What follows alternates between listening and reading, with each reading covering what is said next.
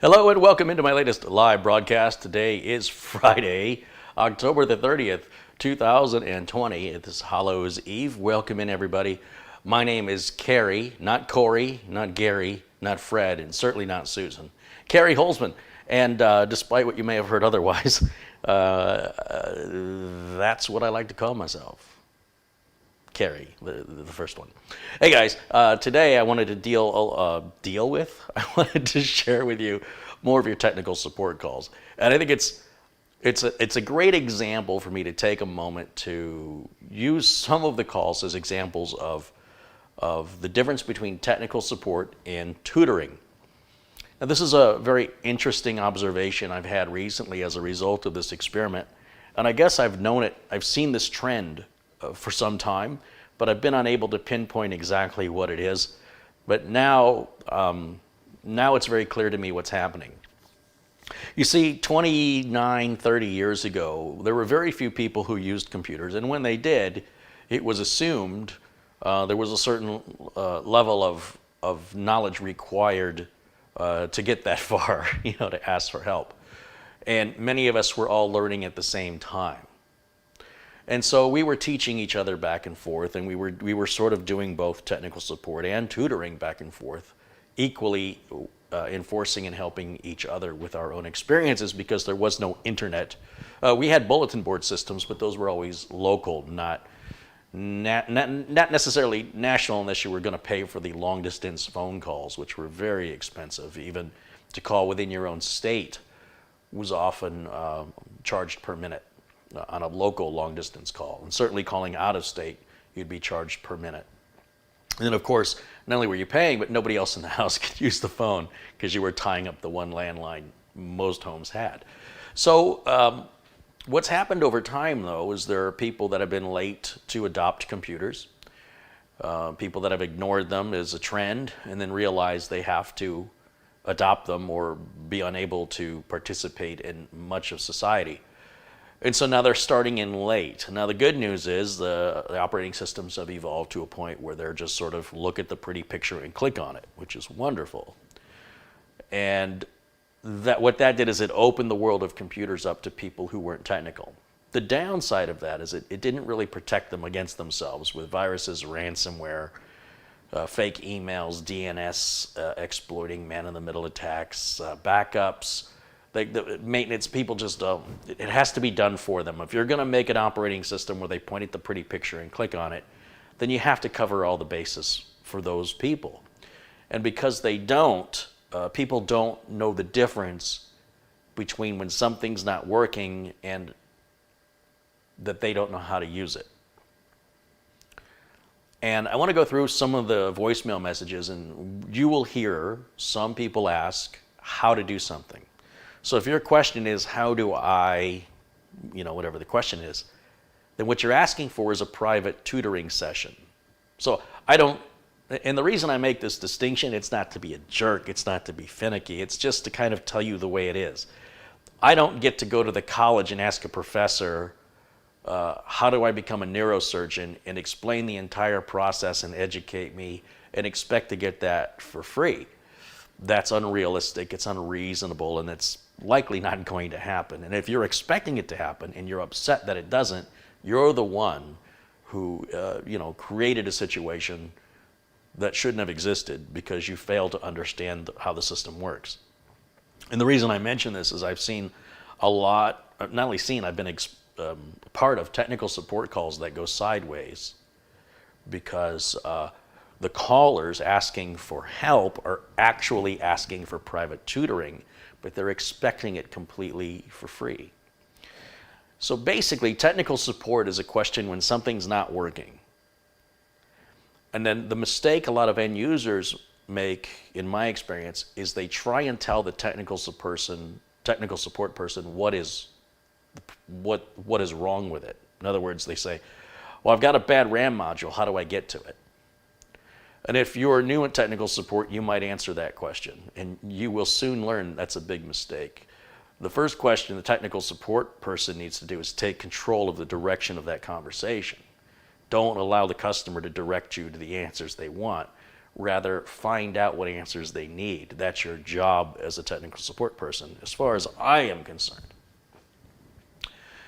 And so if Windows won't restart, if Excel won't load, if every time I do this, I get this error message in this piece of software, that's all technical support. Something is not operating properly. When it's how do I use it, that's tutoring. Now, you can educate yourself with online resources. Google is your friend. A lot of very educational YouTube videos exist, with more being created as I speak on practically every topic and every hobby and every subject you could ever imagine. Some are better than others, but it's all on YouTube, free for you to peruse. Or you can research articles, and you can go to the library or go on Amazon and buy some books and do it the old-fashioned way. But what you absolutely should not do is expect somebody to privately tutor you, remotely or otherwise, free of charge, because that is not technical support. So I had a message, just to give you an example. Somebody messaged the phone and said that they bought a brand new Gigabyte Z490 motherboard, and one of the M.2 slots said it had a sticker over it. It said limited functionality. Now, because of their lack of education, because they don't really understand what they're buying, they wrongly assumed that they were given something that doesn't work. So when they called Gigabyte and said, how come this doesn't work? Gigabyte said, we don't know why that doesn't work. In other words, Gigabyte, their support didn't understand the question because they don't think like a new user thinks, or like an uneducated user thinks. See, the uneducated users often don't take the time to educate themselves or to clarify their assumptions. They go right for the jugular when there was no need to. So now the customer gets upset that this is fraud, right? We've gone from a sticker, a friendly sticker, notifying you, a completely voluntary sticker that not all motherboard manufacturers offer, that of the two M.2 slots, this one has limited functionality. Now see, what Gigabyte's trying to do here is tell you that one of the M.2 slots runs at half speed and may interfere with the operation of some of the SATA ports, limiting their functionality. Gigabyte could have just said, this is a half speed slot and this is a full speed slot. Now, why does Gigabyte do that? Gigabyte did that because they're trying to avoid technical support calls from end users who watch videos like mine and don't pay attention to what I say. They think they're paying attention, I guess. And they just slap their M.2 NVMe drive into any M.2 slot thinking they're all the same, despite how many times I've talked about they're not always the same. So, in order to avoid unnecessary technical support calls where your customer says, I have this expensive Samsung 970 Evo Plus, so they got all the buzzwords, right? They know what they're talking about. It's a fast drive, but I'm only getting 2,000 megabytes a second. I know I should be getting like 3,600. There's something wrong with my motherboard, blah, blah, blah, blah, blah, blah, blah, blah, blah. And eventually the technical support person can say, which slot did you plug it into? Right? The customers are usually upset. This thing doesn't work. There's no BIOS update. I've been waiting on hold to talk to you. They're angry. A lot of times the customers are already angry by the time they call. So we're not necessarily dealing with somebody level-headed and calm, which makes the job difficult at times. And then the person can simply say, you need to take that, if you want that speed, you need to power the computer off and unplug it, remove that drive, plug it into the other M.2. And it's clearly stated in the instruction manual that came with your motherboard. It's very clear. So I don't know what else people want. So Gigabyte says, all right, people aren't reading the instructions. They're flooding our tech support lines. This is costing us money because they're not paying anything for support when they do this. So they put a sticker on it. They says, this is a limited functionality slot. Now what do the customers do? It's like any minute they can find a reason to be outraged. Damn be the facts. Let's not take a minute to educate ourselves. Let's not even take a minute to verify or do any due diligence. Let's immediately accuse them of fraud. Let's immediately call tech support before just trying to handle the issue ourselves. Like, let's exhaust what would be reasonable. Go to Google. What does a limited functionality M.2 slot mean? Would be a simple beginning. And this isn't whining and this isn't complaining. This is simply sharing with you the reality of the world we currently live in. And it's my goal to help both people who want to go into technical support, who are in technical support, understand the perspective of the person they're talking to and why they called. It is also my goal for the person who's making that call, which represents the majority of you, to understand what's going on the mind of the technical support person on the other end of the phone, who's already dealt with probably 15 or 20 other irate people who are being unreasonable just before they talk to you, but they have to be professional or they're going to lose their job, and they have to, whatever venting you're taking out on them, they're human beings too. And it's a very difficult position to be in because you're not going to get fired because you spoke irately to some innocent person who answered your call. You should be thankful they answered the call. And if you're asking for help, then ask for it. If you want to call and make accusations, that's not what technical support is for. If you want to call and be privately tutored, that is not what technical support is for. And it's abusing the entire technical support system, and that's why technical support is getting harder and harder to get through. Companies are now starting to request credit card information before they will let you even talk to a representative in order to curb the abuse. Not only the verbal abuse, but just the complete misinterpretation of what support versus tutoring is. And it's an industry-wide problem that's getting worse as more and more people feel entitled. And this certainly seems to be the trend. Now, will it change? I don't know. Could manufacturers do more to make it obvious? Absolutely. And that's the direction that I feel it has to go. Because we can't force people to educate themselves. People generally don't care about stuff until it affects them. For example, recovery software and data recovery in general should not exist. No one should ever ask me, how do I get the files back off of a drive that died or got infected or whatever, I actually deleted it. That question should never, ever, ever be asked. It should never need to. Because if everybody had backups, and if everybody always had those backups disconnected from their system, unless they were making the backup, then they would always have their data available to them at all times and would never need to buy any software to recover it. And we've been talking about this for 3 decades, and it just doesn't get through to people. Sometimes even people who lose their data pay for the recovery and then lose their data again. There's nothing more funny to me than looking at the reviews of a data recovery service and somebody says, these guys are great, I've used them 3 times. What? The fact that you have to use a data recovery service once should be embarrassing, humiliating, and I wouldn't want to publicly tell people because it's basically just saying, I know I didn't do what I was supposed to. Hey, I got into a car accident the other day and I didn't have car insurance. It's just not something people would brag about normally, but society is changing. And I'm just observing it, and I'm sharing my observations with you. And if you want to get into the business, it can be a greatly rewarding business, but it certainly helps be more efficient and a more pleasant experience if everybody's on the same page with their expectations. And that is our current challenge right now. I'm very much encouraging people to educate themselves, to be empowered. You hear what I said? Educate yourself. And if you're unwilling or unable to educate yourself and you want to be educated, then go to school.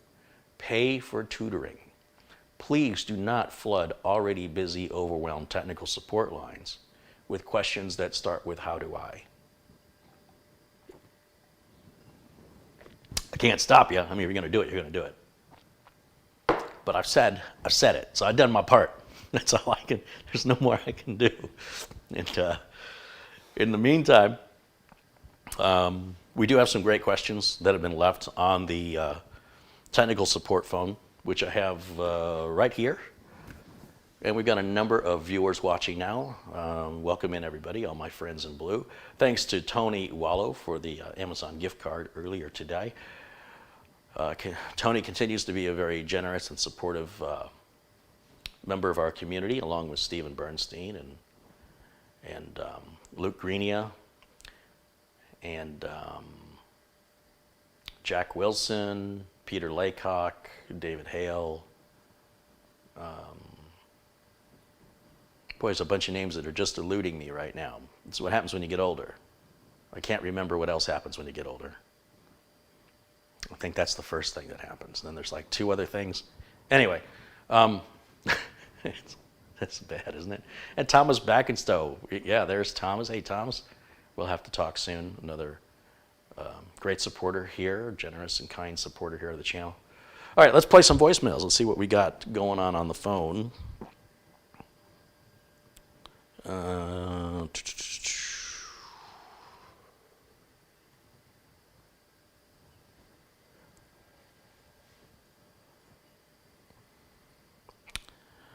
Some people, even when you educate them, they refuse to be educated. That's the other thing you'll find, is you give them all the information and they refuse to accept it. They'll sit there and it's like a matter of pride or ego that they don't want to be wrong. They feel as though this M.2 port should work at full speed, when in fact it's a limitation of the technology, it's not a limitation of the motherboard, right? So their lack of education then results in them blaming the manufacturer for what they feel is deceit or fraud. This is what, if you think education is expensive, the cost of ignorance is far more. And somebody should simply, when you are corrected because you've made a wrongful accusation due to ignorance. Now, ignorance isn't calling somebody stupid or dumb. It just means you're ignorant of the information. You don't have all the information. That information was then provided to you because you asked for it. And then to sit there and double down means I don't want to talk to you anymore. Like, we're done. You can easily take what was offered and go verify it. But nothing's going to change the facts of the reality that you're blaming a corporation for something that was done in your benefit, and your refusal to read the manual or to study what it was you were buying is no fault but your own. If you didn't understand what you were buying, that's not fraud. There's nothing fraudulent about a motherboard that has a half-speed M.2 slot. It's standard for that level of board from any manufacturer.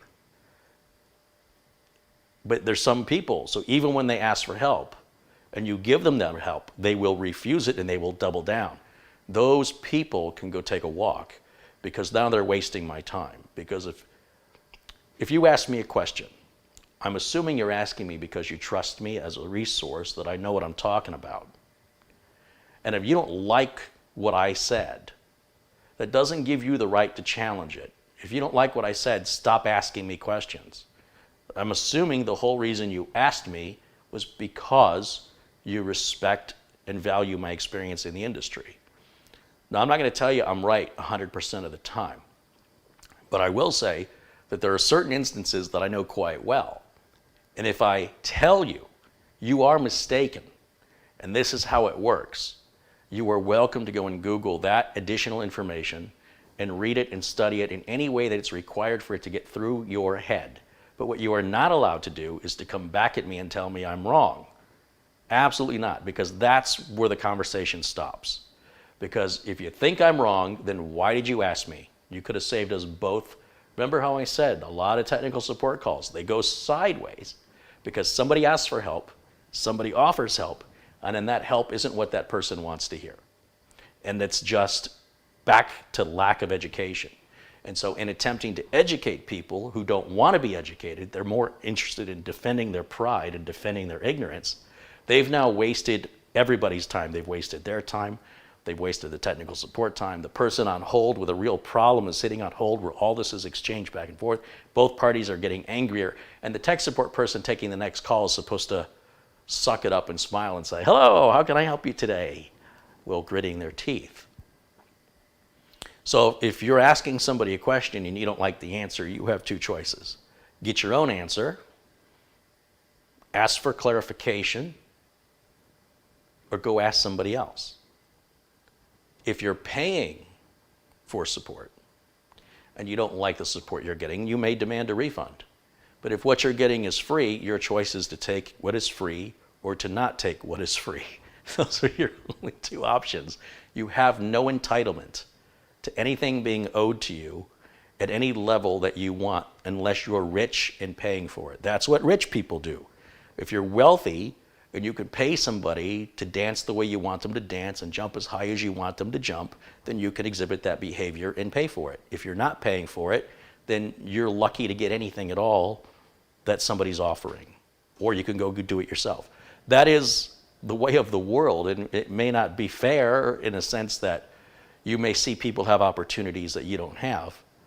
Some people are just more ambitious than other people. And some people are just luckier than other people. And some people are more talented than other people. And some people have a stronger work ethic than other people. So there's lots of pros and cons to what makes somebody successful that's not just about personality, but also about location and opportunity. But attitude plays a big part of it.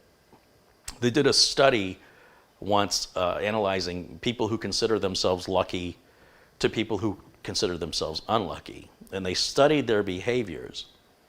And in one of the examples, they have the people walk from one building to another building, and they don't know they're being filmed. They just, we need you to go over there. And they go over there. And the people who considered themselves lucky were aware of their surroundings and saw there was $20 laying on the ground and picked it up and put it in their pocket. More so, by far, than the people who considered themselves unlucky, who remained sort of tunnel vision, myopic, and just walked right past the $20 without seeing it. So is that luck or is that attitude? It's a very interesting perspective in how we choose to comport ourselves, or how we choose to look at the world around us, or acknowledge the reality that exists versus the reality that we see, that we want in our head. And we yell and argue and get mad, but we don't actually do anything to change it other than say it's unfair. Saying it's unfair isn't going to work. You're going to have to do something. So in any event, I want to play some of these voicemails back, and again, you can understand that that frustration coming from somebody. There's an old joke. It just reminded me of this old joke. There's this flood rising. And the folks drive down and they say, "Hey man, you better get out of town. There's a flood coming." And I said, No, God's going to save me. It'll be fine. Floodwaters get higher. Guy climbs up on his roof. A boat comes by, says, "Hey, you want to get in the boat? We'll get you out of here, This water's going to keep rising." And he says, No, God's going to take care of me. The boat says, "Okay, bye." Guy is standing on his roof, waist high in water. Water level's still rising. Helicopter shows up, drops a rope ladder to the guy. Guy says, "Come on, we'll save you." He says, No, God will save me. So the water rises up. The guy's got no place else to go. He drowns. He goes to heaven. He meets God. And he says, "I don't understand, God. Why am I here? You're supposed to save me." And God said, "Hey, I sent a rescue crew. I sent a boat. I sent a helicopter. I tried." So a lot of times, and although that's meant as a joke, a lot of times people choose to twist their perspective in a means that they don't understand the opportunity of the reality that they're facing. And when opportunity knocks, they complain about the noise. If you want to be one of those people, that's obviously your choice. You're certainly your right to live your life any way you choose. But I can't make sense of it why anybody would choose that, unless they're unaware they're doing it. That makes sense. So if I'm helping to make you aware that that's something you do and you don't want to do that anymore, change it. It doesn't happen overnight, but if you realize you're exhibiting a behavior that doesn't have any good productive results, it starts small and you just make a new habit over time. Or just keep doing what you're doing if that works for you. Who am I to say? I just couldn't do it. I couldn't do it. And Joe Bush just sent a $25 Amazon gift card. Hey, Joe, thank you so much for your continued support. I truly appreciate all of your support. All right, let's go back to some voicemails and see what the latest let's see. I'm going to skip these first two new ones because I haven't heard them yet. All right.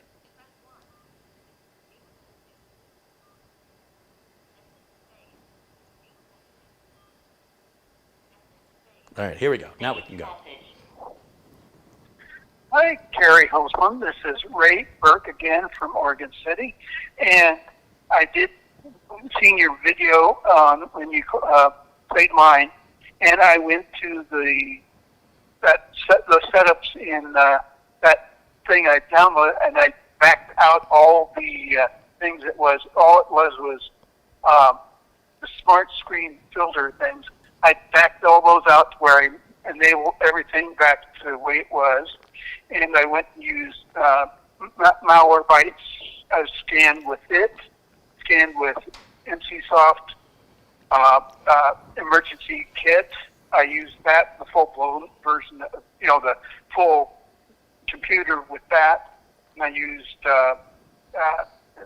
super spyware. I scanned everything with it, and I used Norton. I know you don't like it, but I used full-blown version of it to scan everything on my computer with it.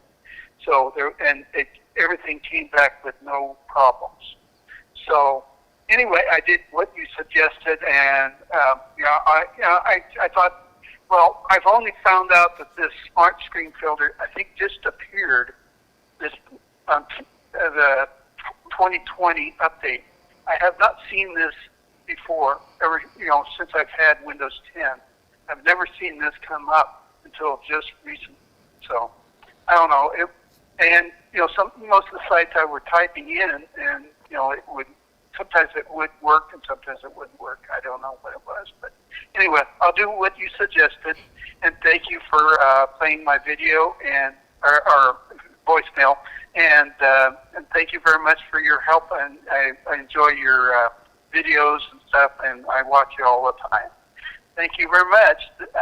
Talk to you later. This is Ray Burke. Bye. Ray, thank you. Message marked for delete. So last time we did these, or a previous technical support video where I was playing back voicemails, Ray is the one who called and said that they kept getting these smart screen messages on their, while browsing the internet, that he found really annoying, and then researched how to turn it off and wanted to share that with me. And I'm like, whoa, you shouldn't be turning that off. And he does say in the voicemail that he was typing in sites. So here's the problem.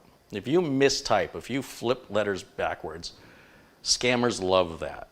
If you mistype YouTube and you go to YOUTUEB,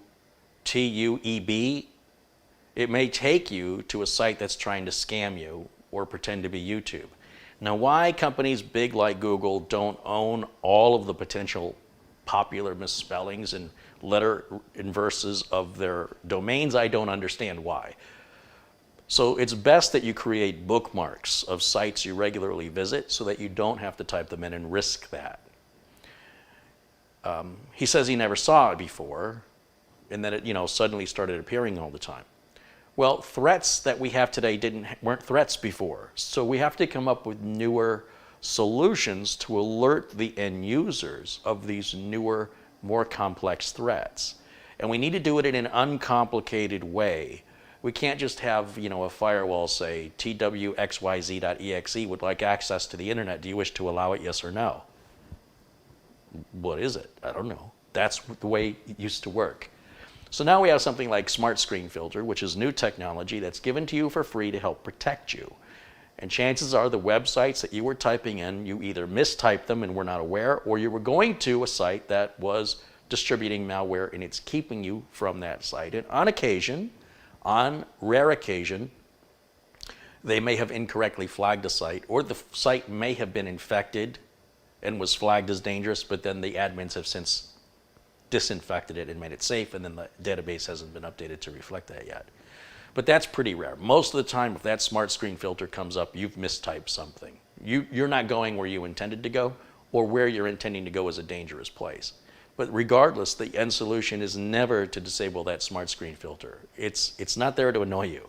It's there to prevent you from getting yourself infected, having your identity stolen, having your data encrypted in ransomware. And even that can't be 100% effective, but it's better than nothing. And to shut it off and have nothing is like, holy smokes, how can you possibly even think that? So I'm glad Ray got, understood what I was saying, because I know I get pretty passionate when I talk about it. And people mistake my passion for anger or whining, but it's passion. It's how much I care. I don't want to see anybody get infected with this stuff. And it's up to you to prevent it. I can't reach out and do it for you. And I'm assuming the reason you watch me is so you can learn how to do that, right? That I can, at the very least, reassure you that what you're doing is currently good or not good. And understand that I've said it probably 2,000 times before. You've heard it. So for me, I'm just constantly repeating myself. And it does sometimes get a little frustrating. But I realize there are people watching this video perhaps now that have never ever seen me before. They have no idea who I am, and they have no idea what I've said before. I have people ask me all the time questions that I already have that exact question as the title of a video, and they didn't even bother to look. So, but I understand, like if you're just in a live video, you've never seen me before, I'm inviting questions, you're going to throw your question out there, right? I mean, I get that. But I would imagine the majority of you will have seen more than one of my videos and probably have heard me repeat myself on several occasions. And I want those people to understand why I have to repeat myself. And I also want the other people to understand why it's not complaining or whining, it's exhaustion and frustration because I'm so passionate about it. So, if I didn't care, I guess it would come across more as stoic millennial style of just standing here like a talking head and not moving. I don't like that, but that's not my generation. So I was raised differently. And again, I'm stereotyping, but there is a very common pattern of behavior with certain generations. Not that everybody of that generation applies to it. I'm not doing that. I'm not saying that. I'm just saying that it's a known observational behavior that's not uncommon. Okay, let's see what we got going on here next. Oh boy, he's already talking. Let me rewind that. Hi, this is Joe Justice, and I'm from Milford, Iowa. I'm operating a Windows 10 Pro, and I just have a question to ask you. Because, I found out that from Intel, XMP mode voids the warranty.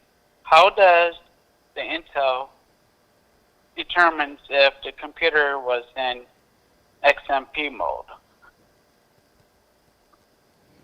So here we go. Message mark. So we're back to lack of education again. Somebody got some piece of information from somebody else who probably got it from somebody else, who probably got it from somebody else. And, it's this thing called the whisper game. They used to teach it to kids in school. The teacher would whisper something to one of the students and ask them to whisper it to the next student. And when they get to the last student, they ask the student to speak out loud what was whispered, and it's something entirely contrived and twisted from what was originally said. Enabling XMP mode is not going to void your warranty. I think what happens here is we have a comprehension. We have either a reading or a listening comprehension problem, and then it gets exacerbated by people who then start screaming like Chicken Little that the sky is falling because an acorn fell on their head. Obviously, XMP mode wouldn't be offered on every single motherboard if the process voided a warranty. Now, with regards to how manufacturers determine if things like overclocking cooked your chip by overclocking it or overvolting it, I don't work in forensics. And it's an odd question to ask. Because when you ask a question like that, it sounds like you're trying to find a loophole, or if you say, okay, well, what are the police looking for when they suspect you of murder? Well, why are you asking? I don't understand. So this caller's done two things that I find very odd. One, they didn't ask me if it was true that enabling XMP voids a warranty, nor did they provide any official link or proof that justifies that belief, because there's no such link from Intel that says that. Number two, because if they looked, they'd find out. Number two, they then went on to take it to the next level when there is no other level. The first level didn't exist, so the second level isn't there. But you got to wonder, why would you ask? No, enabling XMP does not void your warranty. It absolutely is not true. And if anybody in the chat room, if anybody can find me a link from Intel, or for that matter AMD, that says doing so voids your warranty, then please share it with me, because I do believe that's entirely misinterpreted, because people often confuse extreme memory profiles with overclocking. Now, overclocking may void a warranty, and especially if you cook and overvolt your chip. If you want to put 1.21 gigawatts into your Ryzen 5000, I don't think AMD is going to replace it at their cost because you're a moron. So, but that's just my thoughts on it. If you run the chip as it's designed to be run, it's designed to be run with XMP enabled with compatible RAM. That's why the motherboard offers it. So nothing to worry about. It's all getting excited over nothing. There's a lot of anxiety in the world today, and I just wish it was about something with a real verifiable foundation and not just made up words. Well, I saw a guy on YouTube, he's got 11 million subscribers and he said it. Okay, well, I could have 11 million subscribers. What's stopping me? It doesn't have to do with whether I'm right or I'm wrong. It doesn't have to do with anything other than popularity. And last I checked, popularity doesn't make you smarter. It doesn't mean you're a better communicator. You just might be better looking, or have a nicer personality. I don't know. I don't have that many subscribers. I'm just saying. I don't think it's got much to do with the information. Because if it had to do with the information, I would have every YouTuber subscribe to this channel, because every YouTuber has a computer and would benefit from the information I'm providing, at least some of it. So my numbers don't represent my content. And I don't believe numbers represent content in the other direction. So you need to verify things, and you need to verify it from an official source. And an official source, in this case, if you're saying the manufacturer does XYZ, then show me a link from that manufacturer that verifies that claim. Don't show me a link from anybody else. I'm not interested. It's completely irrelevant in hearsay. It plays no role in reality. And then you get yourself all worked up and concerned. Yeah, it's totally unnecessary. You can tell I'm from the 80s because I say totally a lot. Not to stereotype a generation. All right, let's keep going. Hi, Carrie. Fred Parkinson in Silverton, Oregon here. I wish I had a tech support question for you, but due to watching your videos for the last several years, you have given me the tools to solve most issues I have encountered. I just wanted to let you know that your often stated purpose of your channel, that is, education and self-sufficiency, has not been lost on me, especially your advice on walking away from a frustrating problem and returning later. With this self-sufficiency, I have just built my third computer, the Rocket 8-year build, which I plan to donate to our local historical society where I volunteer. I chose the Sabrent Rocket 1 gig NVMe SSD for storage. The computer it will replace is 10 years old. I'm sure this setup will be good for another 10 years. Again, thanks for all you do. Boy, it's helpful if you guys To replay this say your message, names again, because press 1. To delete, my memory span press is like a 7. potato.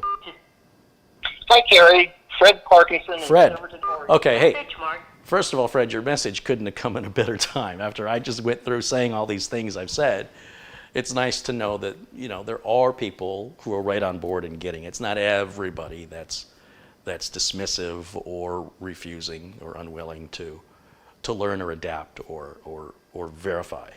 And again, and the point of it is exactly, Fred has it exactly right. Let me say that 4 times.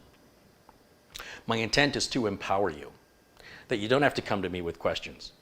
My intent is to give you enough information that you don't have to behave like a robot and always have the same reaction to a problem, but that you use your brain, not a piece of hardware, not a diagnostic tool, this diagnostic tool right here, to logically and systematically identify where the problem is and resolve it on your own.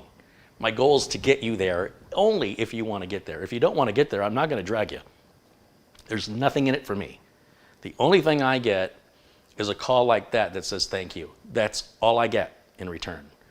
What I also get in return are people that want to argue, yell, or even attack me, which is weird, but that's the world we live in. And Fred, I appreciate your call. It's really kind of you to do that. Let's keep going. I'm all, see, now Fred's recharged my batteries. I'm ready to take a call. I'm ready to take a real support question. I hope to be able to answer it. Here we go. Saved message. Hey, Carrie, this is Dave from Wisconsin. I live near Appleton, Wisconsin. I have a custom computer built in 2013. I have a hard drive, 4 gigs of memory. Lately, I've been getting high CPU usage and high disk usage. On startup, I don't know what to do about it.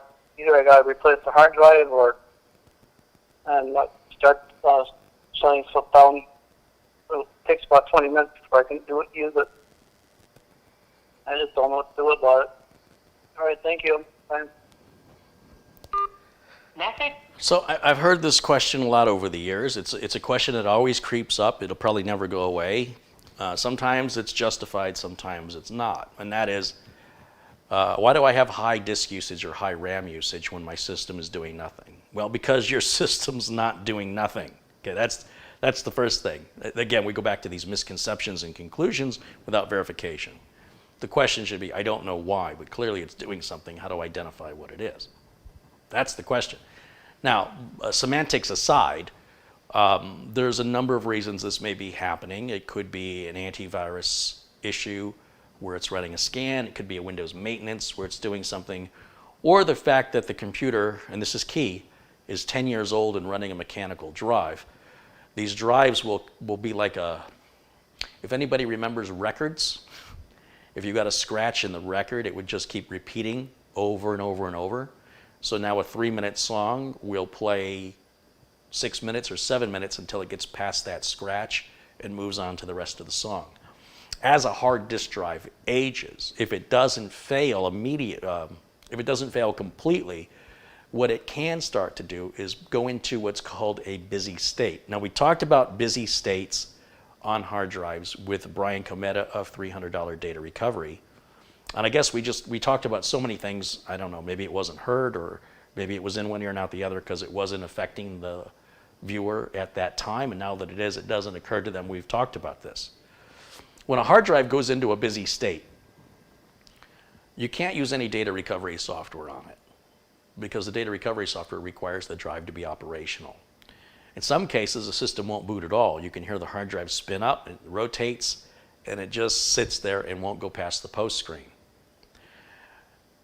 I can't say for sure that that's what the problem is, but that's the first thing I would do. If you want to keep this computer, and this is a problem that started recently, I'm going to say it's time to replace that hard drive. And solid state drive prices are cheaper now than they've ever been. It's a good time to buy. And doing that will definitely improve the performance of the computer. Even if you have a process that's running, it's going to run so much faster on the solid state drive. But we don't know that yet until you get to that next step. So if you brought that in to me, with that symptom, and I was verifying that's exactly right, that this thing takes 20 minutes before you get to the desktop, it sounds like a bad hard disk drive. And putting another hard disk drive in is just going to repeat the same problem. So I would definitely put a solid state drive in there and be done with it. And then when and if you choose to upgrade that computer, you could always take that solid state drive back out and use it in your new build because it'll still be a fairly new component. 10 years is a really long time. I mean, if I have clients and businesses that have computers that are 6 years, it's time for replacement. You're damn near double that. So I don't think that computer owes you anything. And I think it's worth, $40, $50 to spend on a solid state drive. And you may not be able to get your data. I mean, I hope you backed up your data, which you should have done anyway. And then if you've done that, and if your system still takes a long time to boot, you've got a background task running, and a clean install of Windows will fix that. Which is, you're going to have to do it anyway on an upgrade. So that'll be inevitable sooner or later. It just depends on if you want to wait later for sooner. You understand what I'm saying? You can do it today when you want to do it, or you can wait till you have to do it. But that would be my guess. Of course, if anybody in the chat room has any opinions to any of the solutions or different interpretations of the questions, maybe sometimes I don't interpret the question right, please give your feedback in the chat.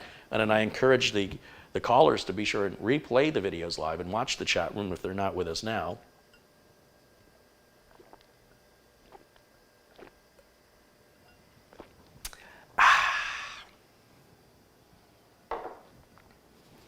Okay.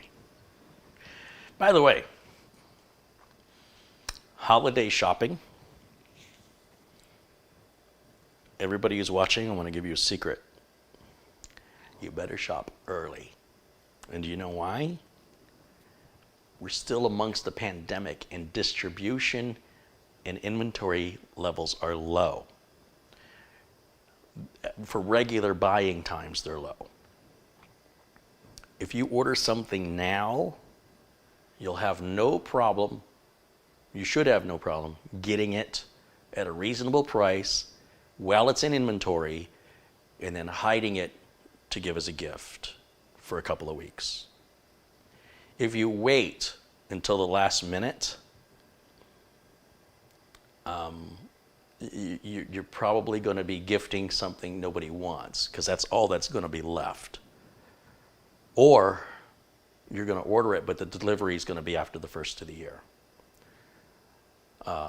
There's always a hot toy every year. I think the Baby Yoda toys are going to be crazy this year, especially since The Mandalorian Season 2 starts tonight, and that season probably won't end till around Christmas time.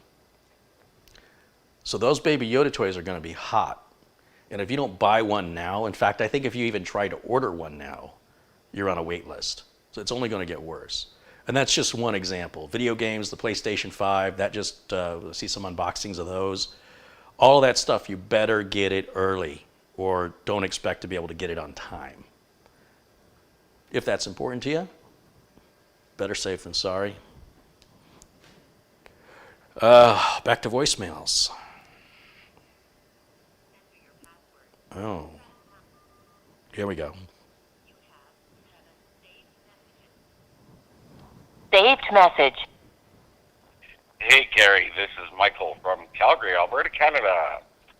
I just wanted to say I love your channel. You helped me a great deal to improve my courage to want to get into building computers and helping friends. And I also just want to say, don't let the haters get you down. Just keep pressing on. Very great channel. Awesome channel. Awesome jobs that you do. Proud of you. Keep on trucking. Thank you. Thank you.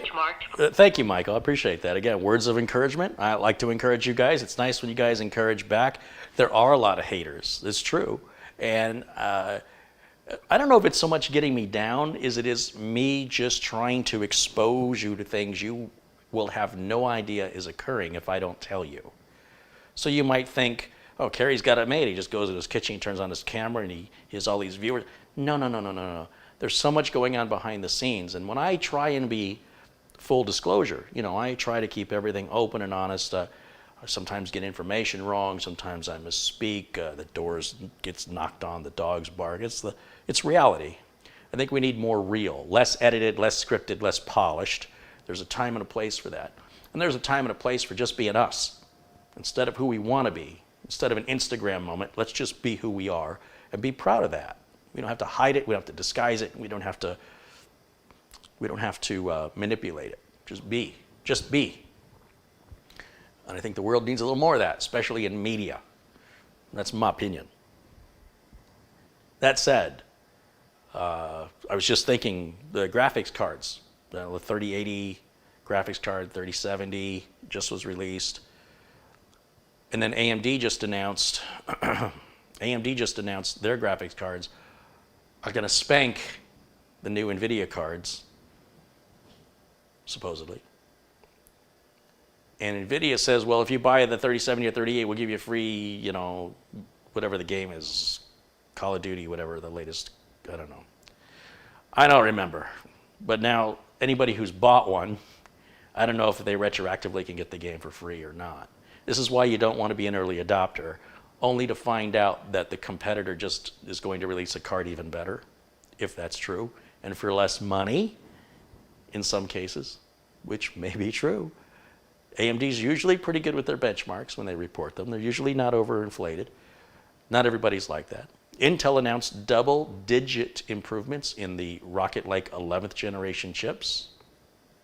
And AMD's gone on to announce the Ryzen 5000. So, everything's spinning. It never sits still. And at some point, you've got to make a decision and live with it. But if you're one of the early adopters, I can't imagine any early adopter that's not remorseful. But if you want to get one of those 3070s, one of those 3080s, or one of those Navi 2s, or whatever it is, and it's out before Christmas, you better get it as soon as possible. Going right back to inventories are low, distribution is difficult, and I think there's going to be a lot of people this year getting holiday presents in 2021 in early January. That's inevitable. But you don't have to do that. You don't have to be one of those people, because I just told you. So unless money's holding you back, or you don't want to put on a credit card or something, be prepared. This is going to be a very different year for the holiday season. Heck, even for Thanksgiving here in the U.S., you may not want to have grandma and grandpa around the table with the family. It may not be a smart idea. Of course, every family has to sort of figure that and decide that on their own, but that makes this a very, very different Thanksgiving in my life, because that was never a consideration before. I guess for some it's still not, but regardless, for some it is. All right, back to some more voicemails. Let's see, where are we at? Saved message. Hi, Gary. This is Charles Erickson. I'm calling about Windows 10.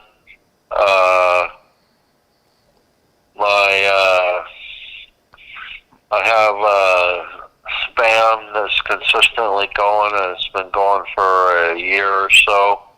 And it's from somebody having typed a .net address instead of a .com address. I'm wondering how to permanently get rid of the spam from coming in. Thanks. Message. People have been complaining about spam for a long time. I remember my dad asking me how he could stop these darn spam messages from coming in, and he was getting 3 every day. I said, "You're only getting 3? That bothers you? You don't even know. I wish I was only getting 3." If you're getting messages from people and they're always coming from the same address, whatever you're using to check your mail, if it's Gmail, if it's Yahoo, if it's Outlook, whatever it is, there's an option called filters. And in a filter, you can say, for example, if the sender equals this, then put this email in this folder, which could be your deleted items folder. It will automatically sort your mail. You could say, if the message is from this particular address, put that in a folder called family, right? If it's a member of you've got members of your family, you don't want them all sort of mixed in with your inbox, with your bills and your spam. Most spam, they keep changing the sending address, so that's not effective. And then there are companies that will sell you anti-spam tools, but they're not free. There's no free spam filters that I'm aware of. Even if you were able to use something like Mail Washer and things like that, you have to have the right email service for that to work. Now, services like Gmail do a great automatic job of filtering spam, but they also make mistakes. So you can't just assume, well, you can, but you shouldn't, that everything that's been identified as spam is something that is spam. And with Google, you could mark something as spam. They have like a stop sign, and you just hit that, and it says that you want to perhaps block that message from coming in the future and unsubscribe from it if it's like a newsletter. Many newsletters, if they're legit, will have a valid unsubscribe button. Things like sites like Better Homes and Gardens, New York Times, they will honor that unsubscribe button. But if it's coming from a foreign entity, or if it's all spelled wrong, or if it's political, they can still spam you. Politicians can get away with it. Non-charitable organizations can get away with it. So you can train Google to say, if even though those are legitimate messages, they're spam to me. And just doing that, Google takes care of it automatically. But in services like Yahoo or Outlook, you want to look up the word filters and learn how to use them, because they're a great way of organizing your inbox. You'll never be able to stop the spam any more than I can stop people from putting things in the U.S. mail into my post box, right? I mean, you can't stop that. If somebody wants to flood your mailbox with mail, you cannot stop them. However, the difference is that costs them money for each piece of mail versus a virtual mailbox, which is completely free to flood. So use filters. I can't walk you through it because I don't know what you're using for email, but what you can do to be self-sufficient and empower yourself is to type in how to filter email on, and then put in whatever you're using for email. Gmail, Hotmail, Google, Outlook, whatever, I don't know. Maybe it's your ISP, whatever it is. And there will be a video tutorial, there'll be written instructions, typically from the mail provider, from the site itself, and as well as videos such as folks like me that just make videos to show people how to do stuff. And then that's how you do it.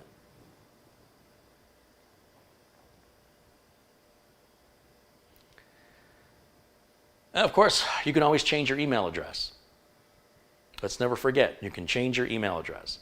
But it's just a matter of time before it too will be receiving spam. May not be the same spam, but nobody that I'm aware of is ever completely spam-free for any period of time.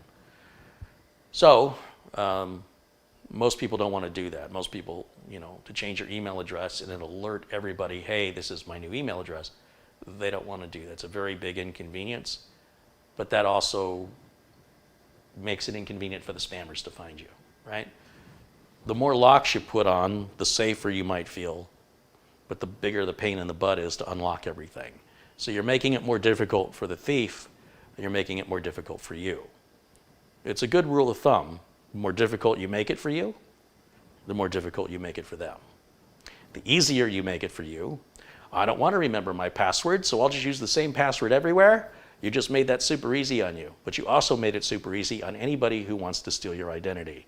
So bear that in mind and make a decision accordingly, and understand the consequences of whatever you decide, and you've got nobody to pat on the back or to blame but yourself for the choices you make.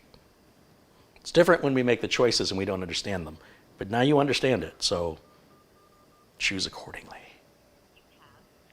All right, I think we're down to about 5 messages here. Confidential message. Ooh, confidential, what does that mean? Hey Gary, this is Hamburger Ketchup.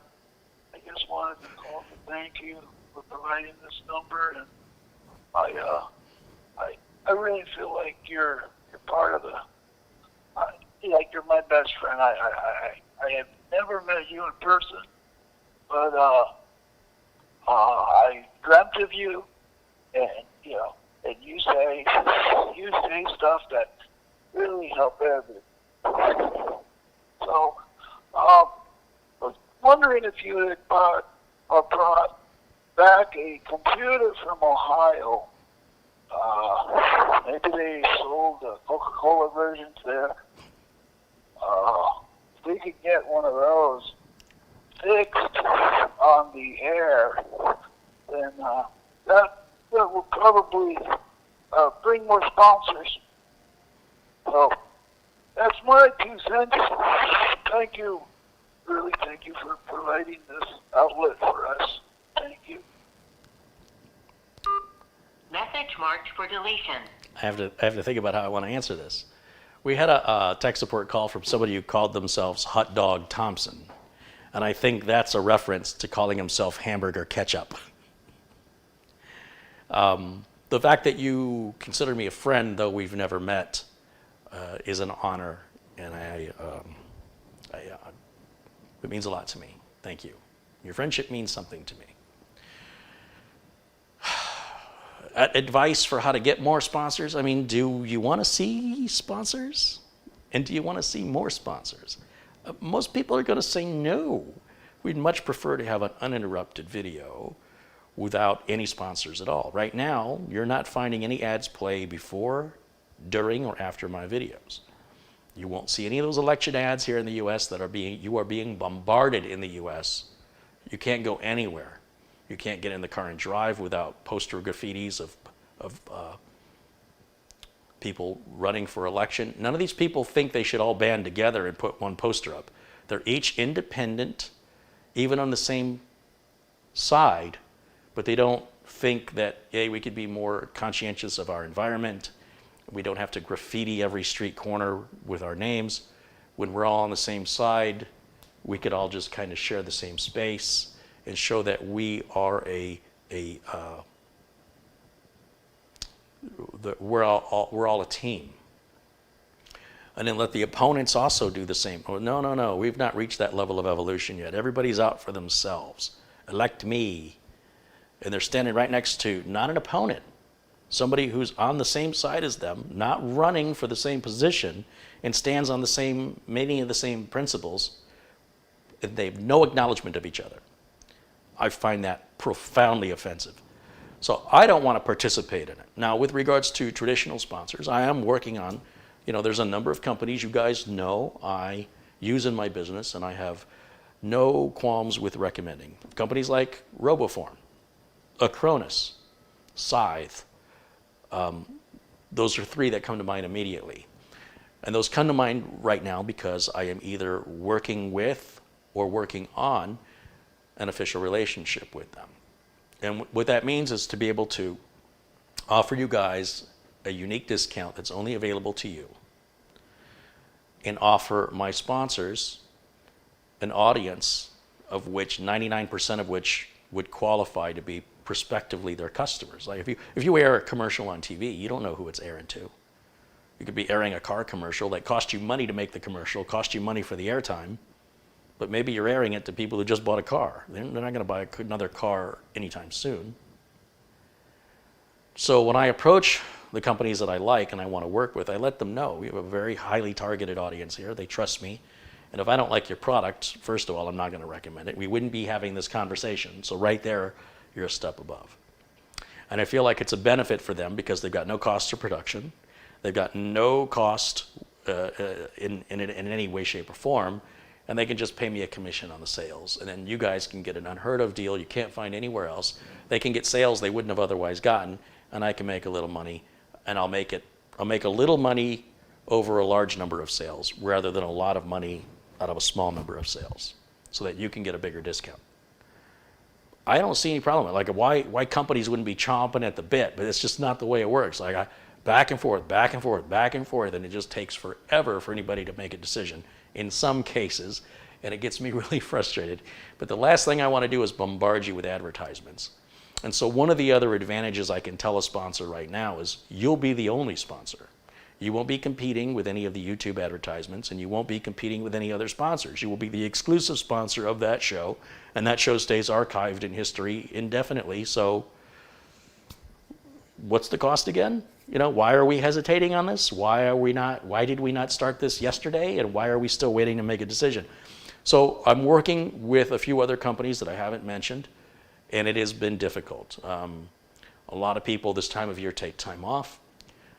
With the pandemic, a lot of people are working remotely, so response times are delayed. If it was bureaucracy and red tape that made you wait before, it's worse now since everybody's not gathered in the same room. So I am trying. And whether or not I revisit the monetization of YouTube's, of letting YouTube define my value, I haven't entirely made up my mind on that. But I want to try this sort of sponsor idea because I think it's worth more to me, to you, and to the sponsors. But I could be wrong. All right, what else do we have? Let's see.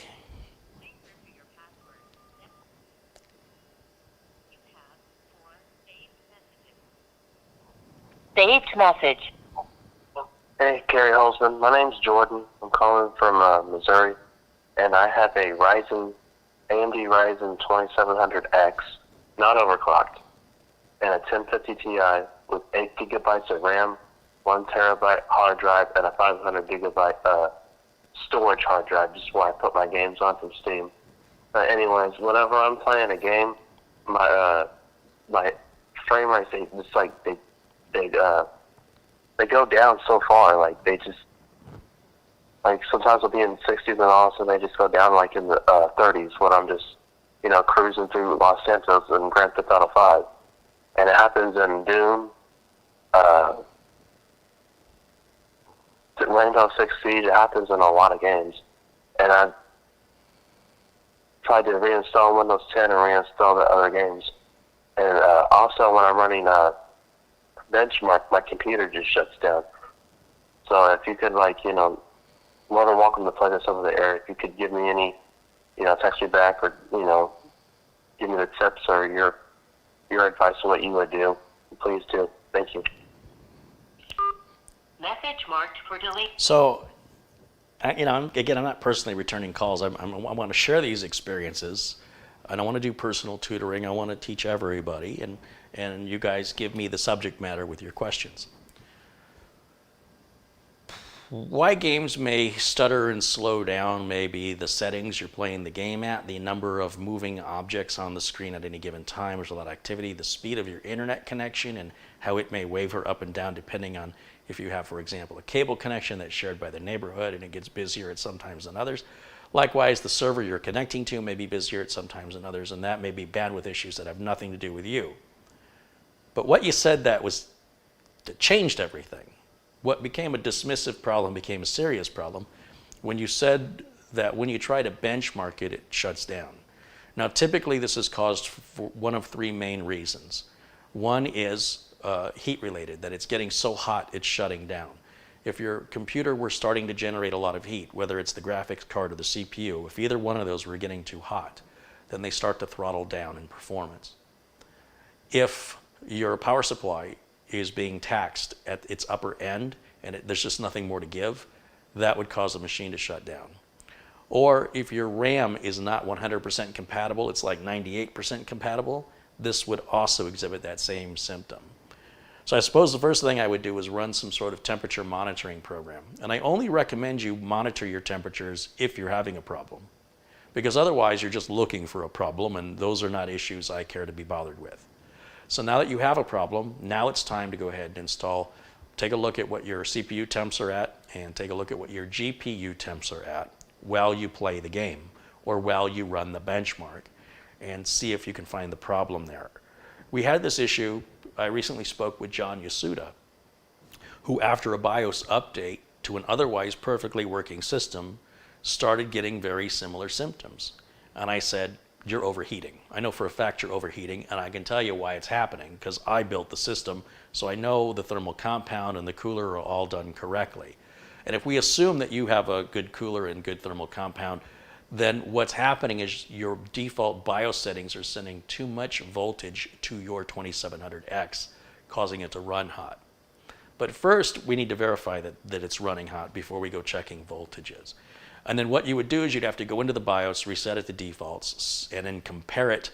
Just Google what the default voltage should be on a 2700X, and you may have to manually put that in. That's what John Yasuda had to do. He had to manually put in a different BIOS, a different voltage setting in the BIOS for the CPU, and that corrected his problem. And again, it was a problem he didn't have until he updated to the latest BIOS. You see, newer systems are now starting to overclock the chip on its own, whether it's precision boost overdrive, I think is what AMD calls it, and then Intel calls it something else. They're basically overclocking is what they're doing. So there's no sense in you trying to overclock it, anybody overclocking a chip anymore, unless you're in it for like it's some kind of a group you belong to where you try and out overclock each other. It's a very expensive hobby. In any event, gosh, what's the other one called? It's like a turbo. Anyway, so that would be the first place I would look, is monitor the temps of the CPU or the GPU, and if either of them are reaching greater than 90 degrees centigrade, which one is it? And then go forward from there. And if it's the CPU, definitely want to check that default voltage in the BIOS. If the CPU temps and the GPU temps are not exceeding 90, then I would look at pulling one of your RAM sticks, assuming you have at least two, and seeing if that makes a difference, and if not, swapping them out and see if that makes a difference. Try each one individually. If it doesn't make a difference, it's still worth trying a different brand of memory and or swapping the power supply out for something of more wattage. Any of those in that order would be how I would diagnose your system. And for a home user, it's a lot of work. For a guy like me in a shop with a bunch of spare tools, I could do that in an hour. It's no big deal. So not everything is ideal for you to fix on your own. Some things cost you more money and time to try. But that'll be up to you, if it's not obvious, how far you want to take it and how much time and money you want to spend to chase it down, and whether or not it might be faster and cheaper to get it to somebody who can do that for you much faster and much cheaper. It's a good question.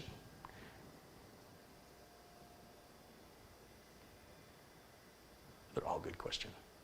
Scotty says it's called multi-core enhancement. Thank you, Scotty. Precision Boost Overdrive, PBO, and MCE, multi-core enhancement. God forbid they both use the same technological jargon to define proprietary technical information that essentially means exactly the same thing to an end user. You stole my intellectual property. How dare you? Never mind the customers. This is about money. Saved message. Yes, hello, Carrie. This is Dennis from Chicago, Illinois. The reason I'm calling you is I bought an Acer computer laptop a couple years ago, and I'm supposed to get updates. I haven't gotten one update from Acer since I bought the computer. I haven't got any hardware updates.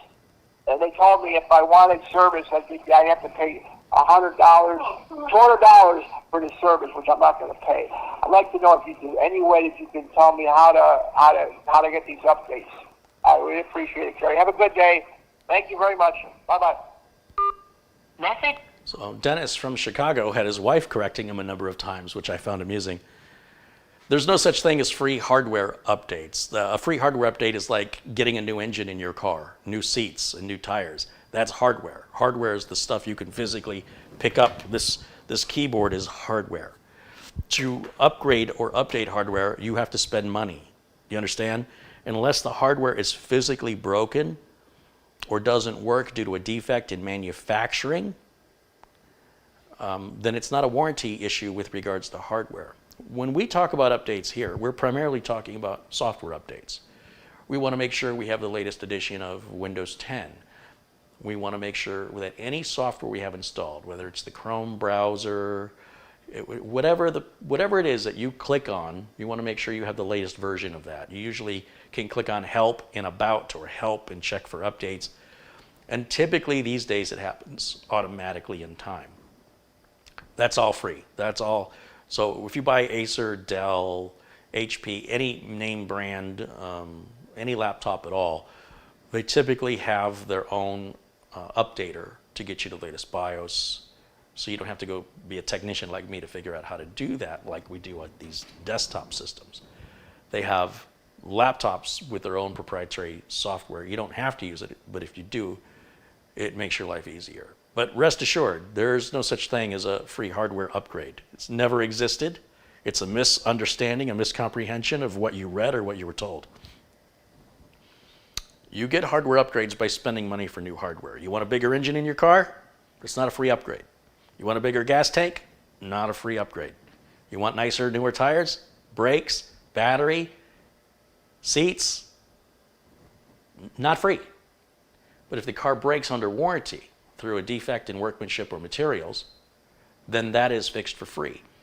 And if your car has updates to the engine control unit, let's say, the ECU, then the dealer would apply those updates for free. But that's software. You understand? They're not replacing your engine. So in any event, that's the way the industry has always worked. It's been that way as long as I've been in the industry. It's never changed. I have no idea where you got that idea from, but you have it twisted completely around. When you want new hardware, you pay for it. No such thing as free hardware upgrades, because new hardware costs more than old hardware. So how does that business model work? You give me $1,000 and I'll give you $150,000 over the course of your lifetime, or over the course of the warranty. I'll just keep replacing it with something newer and more expensive. That doesn't make any sense. That's not a sustainable business model. Nobody in their right mind would even think that is an option. But software, like Windows, and software, like the applications that your laptop comes with, that's all going to be updated pretty much automatically. In fact, trying to turn off the updates typically requires quite a bit of technical knowledge. Just leaving it on and connecting it to the internet is typically all it takes to update. And beyond that, if you look in your start menu, if this is an Acer, look under the letter A for something called Acer Updater or Acer Update, something like that.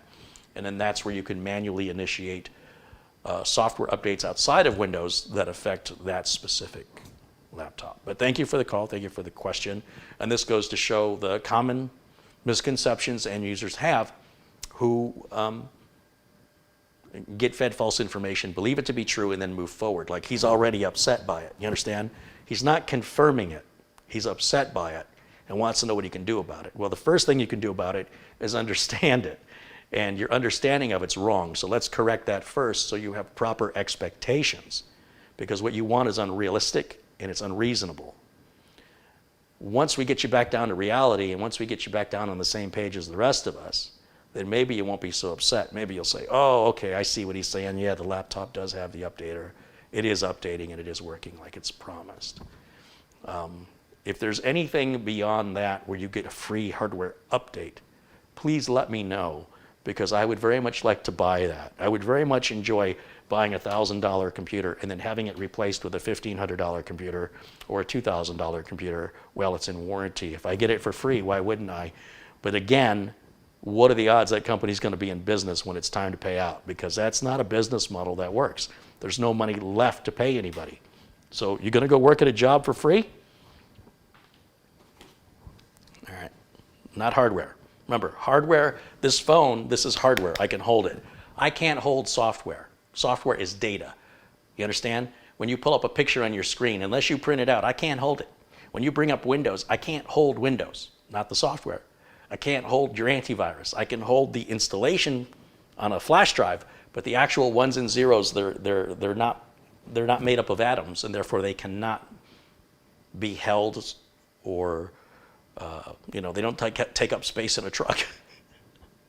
It's just data. It's ones and zeros. It exists only digitally. It doesn't have an actual. It's not made of atoms, and therefore it's software, not hardware. Hardware is physical. Software is it's just ones and zeros. And Tupperware is entirely different.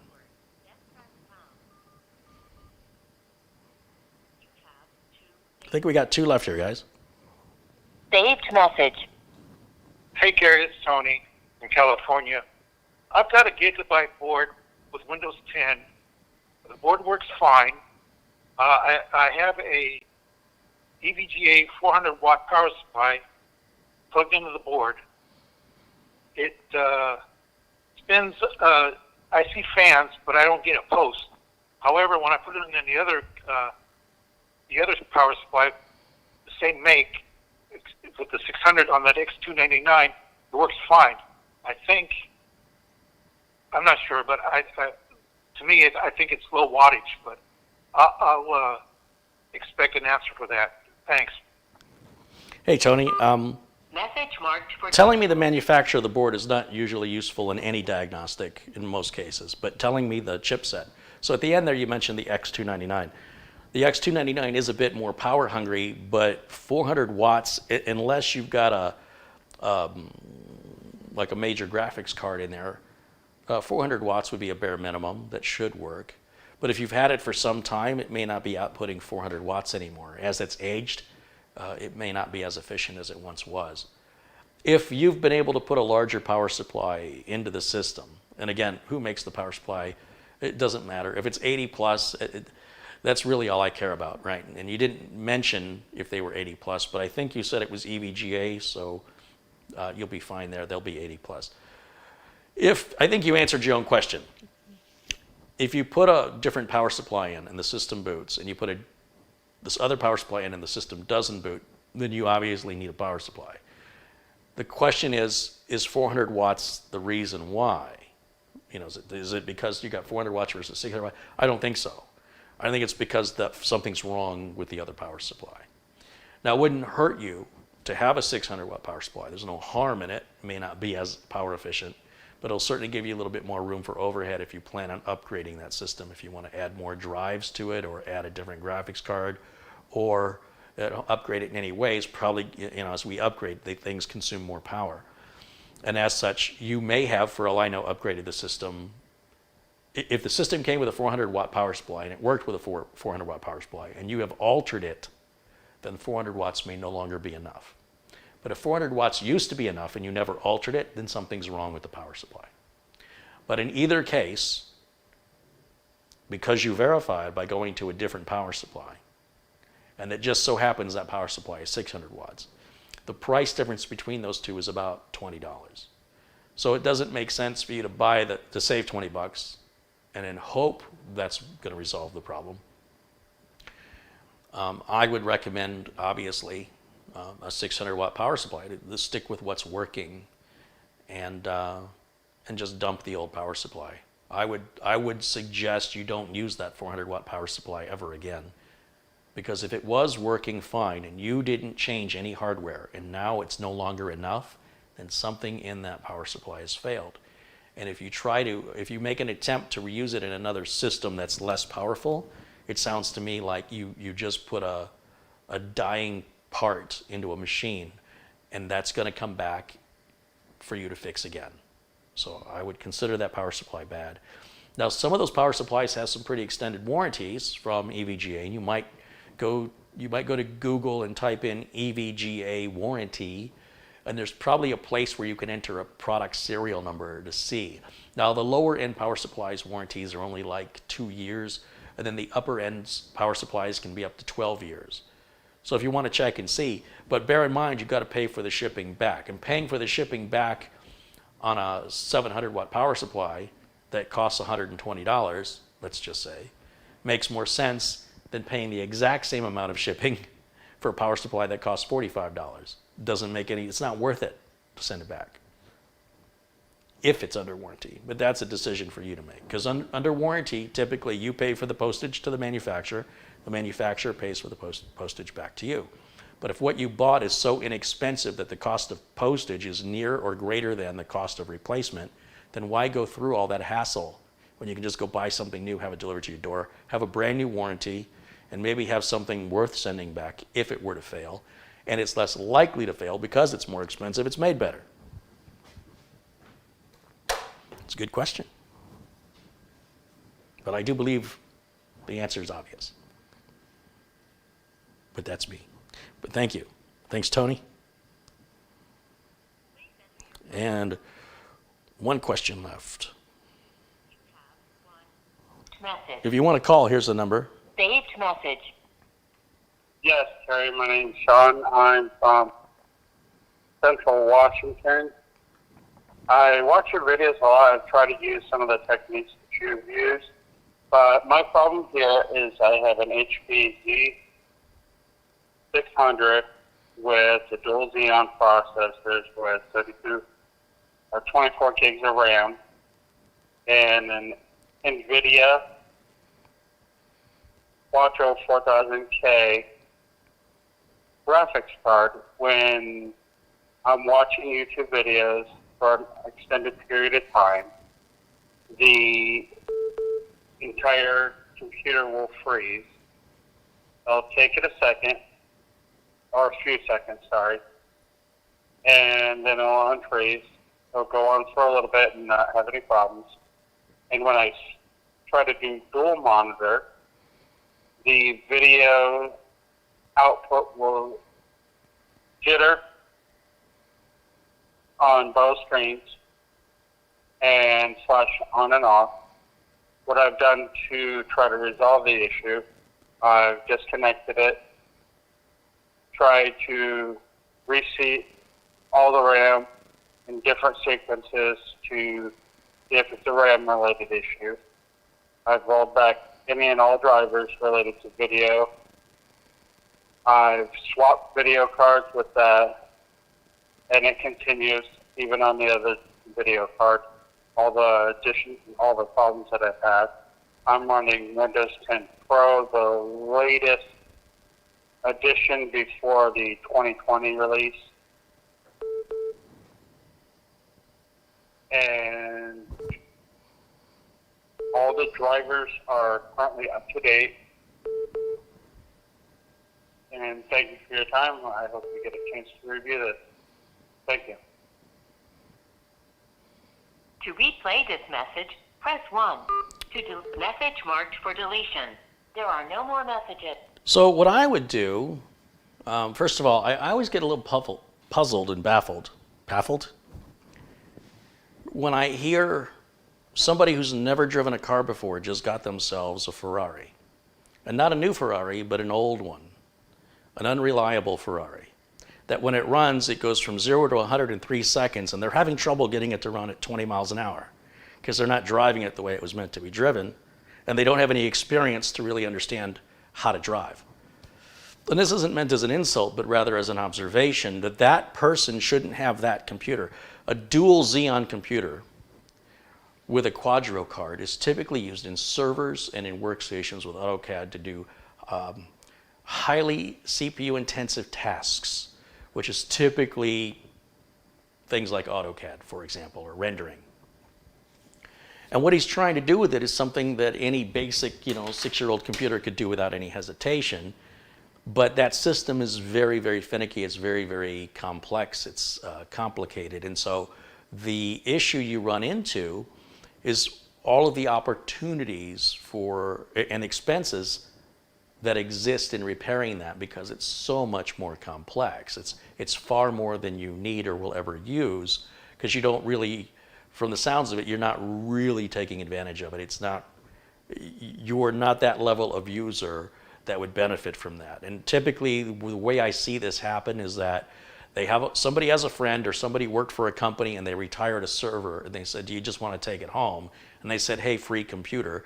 And then they start, having all kinds of technical support problems, which is why the company got rid of it. That being said, it sounds to me like you have a failing power supply or a failing motherboard. Now, I don't think a dual Xeon system's been sold in ages. I don't remember the last time I've seen one. It's been at least 10 years.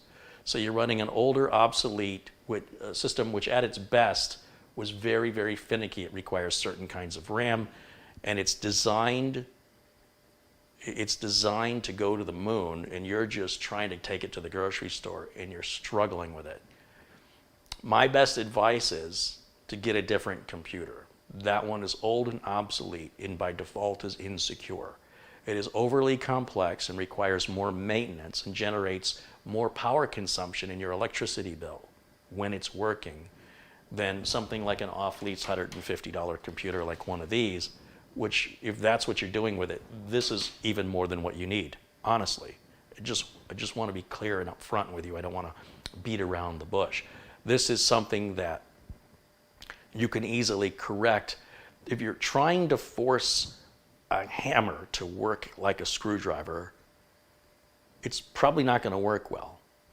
And if that hammer is old and the handle is splintered, you may end up causing far more damage than whatever it is you're trying to fix. I do believe that this problem will cost you more to solve than that system is worth. Now, if anybody in the chat room has any suggestions, look, don't stop me. Don't think I have the only opinion here. Remember, I'm running a business and I'm looking out for what I believe, from my experiences, is going to result in the best experience for my customer. And if you called me and you said, what would you pay or what would you charge me to fix this? I wouldn't fix it. I'd say, look, no matter what I do to this, I'll be back again for the next thing. This is the beginning of erosion. And even if it's working, it's insecure and it's costing way too much money. This is now time to replace it, if it matters to you. Otherwise, live with it. I realize that's not the answer you wanted, but sometimes the truth isn't the truth we want it to be. I might have had plans and it starts raining and it ruins my plans. It's not anybody's fault. It's not going to stop it from raining. It doesn't matter if you don't like the rain. It doesn't matter if you had plans. That's how it is. So in my opinion, you shouldn't have that computer because it's nothing but a headache. Somebody didn't give you a gift, right? Or if you got it cheap, you got exactly what you paid for. Sometimes I have people reach out to me and they say, I have this 12-year-old computer with Windows XP and I was thinking of giving it to my friend who doesn't have much. And I'm like, well, don't give them that. You might as well give them COVID. I mean, that's just giving them a nightmare. That's giving them a problem. If that's a friend, why would you do that to a friend? That seems like something you do to an enemy. I would take that to a recycling center and buy something more appropriate for my needs. That's what I would do. But I appreciate your question. It's a valid question. But unfortunately, the answer to me would cost more time and money and would be temporary at best at solving it, even after that. It won't make the system any more secure or any more reliable, except for a short period of time, and you'll be right back at it again.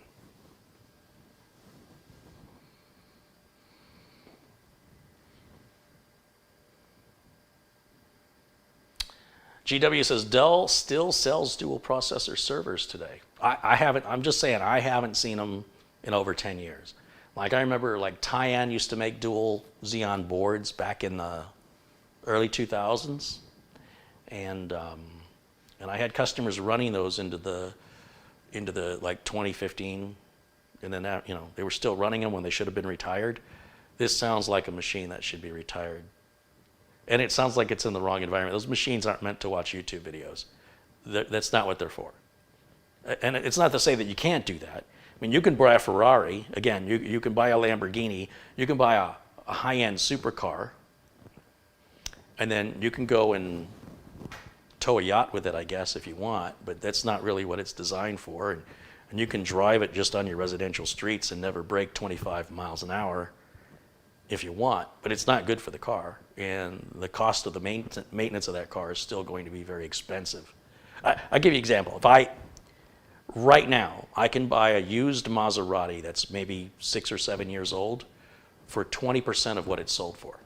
Seriously, look it up. Those things plummet in value, and I can say, look at me, I've got a Maserati. And little do you know, I paid less than a brand new car like from Ford for it. But what you should know is that an oil change on that Maserati costs a lot of money. And tires for that Maserati and brakes for that Maserati, no matter how cheap you get the car, it's very expensive to maintain it. There's a reason why the value plummets. So if you want to be able to say, I've got a Maserati, and you're willing to put up with all of that finicky nature of what caused it to diminish in value to begin with, and pay through the nose for the same identical part that does the same job on a Ford or a Chevy or a Nissan or a Toyota, but you want to pay 5 times more and import it from Italy, knock yourself out, man, if that's what you want to do with it. And furthermore, some people may have a reason to have a Maserati. Maybe you're a real estate agent and you need to chauffeur your prospective home buyers to high-end homes, and you want to have a nice car to show up in and present a professional appearance, and that's important to you. But if you're buying it and you're not really using it, you just kind of run errands to go pick up prescriptions and go to doctor's appointments, it's a total waste of what that car was designed for. You've got the wrong car. I mean, you can buy a tractor and you could also take that back and forth to doctor's appointments, but you'd say, Carrie, that's ridiculous. Oh, that's ridiculous, but the other one isn't? They're both ridiculous.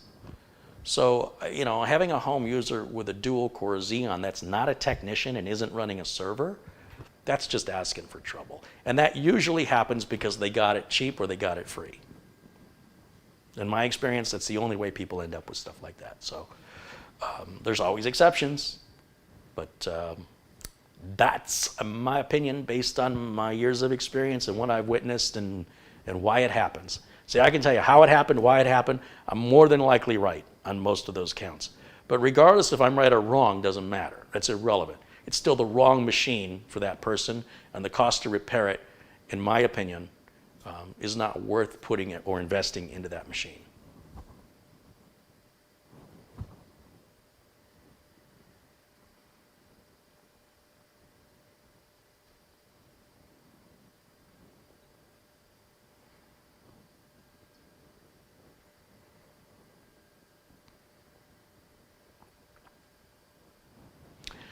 Other technical questions I can answer in the chat room. If so, feel free to ask. I think we got through all of the messages here. Let's take a look and see what, if anything new has come in.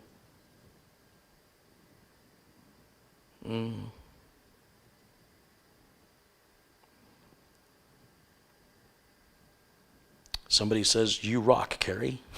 All right. Thank you for that. I appreciate it.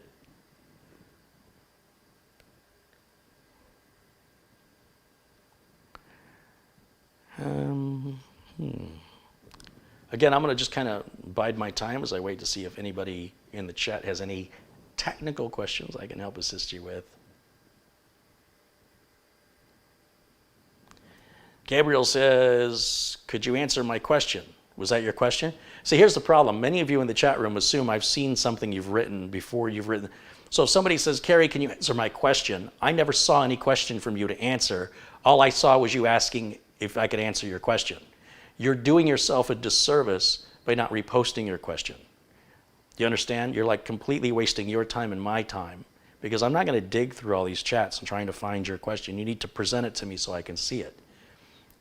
Don't assume I saw your question if I didn't answer it. Please don't. And please don't ask me if I'll answer your question, because that's a question, which is completely distracting from answering what I asked for, which are technical questions. Asking if I'll answer your question is not a technical question. If you have a technical question, please ask it. If I didn't answer it, I probably didn't see it. Welcome to the internet, where you must state every single word exactly right, in the right order, and use the right word, or somebody's going to come out and correct you on it, or somebody's going to misinterpret it because there's no intent. Nobody has any intent. Please, if you have a question that is technical, please ask it.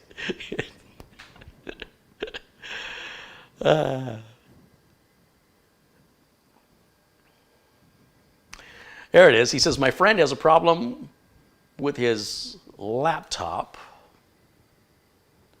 He used the recovery CD to repair it, but it didn't create a partition used for storage, and it is fully used. Could only the OS be used?" Yeah, of course. You never see me. Gabriel, you'll never see me use a recovery, ever. Now, I install Windows 10 the same on every single computer. The same way you see me do it here on this channel, the same way you've seen me do it for years. It's the same for pre-builts, it's the same for custom builds, it's the same for laptops. I don't rely on manufacturers and recovery partitions. In fact, I hate them. I despise them because they go out of date. You know, that recovery partition may have a Windows 10 version from 5 versions ago. What a pain in the butt to then after go through all that time of recovery. Now you got to go through more time and updating. So just start with a nice, fresh, clean install of the latest version of Windows 10. It's faster, it's more secure, and there's no question or puzzlement as to how to proceed. It's very, very simple. It's no different than any other installation. Now, if what you're trying to do is on a tablet or like a smartphone or some device, that's an entirely different situation, and you should never be in that situation. So, but I appreciate that you did ask a technical question. Thank you. Damien wants to know, "Carrie, can any older flash drive work if I want to use it as a bootable drive?" Maybe. Not all flash drives may work as a bootable drive. It depends on the flash drive. In some circumstances, it depends on the motherboard BIOS. So if the older the flash drive is, the less likely you can boot from it. Now, in most cases, modern motherboards can boot from any flash drive, but that wasn't always the situation depending on how old the motherboard is. So if you've got a system that's 1 or 2 years old, you probably won't have any problem booting from an older flash drive. If you have a system that's older than that, then you probably won't have any problem booting from a newer flash drive. But if either one of those is more than 3 years old, then I would say you definitely want a modern flash drive. They're very inexpensive. You know, I remember buying Star Wars toys that cost more than a modern flash drive today. And, you know, obviously a flash drive is more useful. Daryl says, "I don't see Super Chat. Why is that?" That's because I've disabled all monetization on the channel.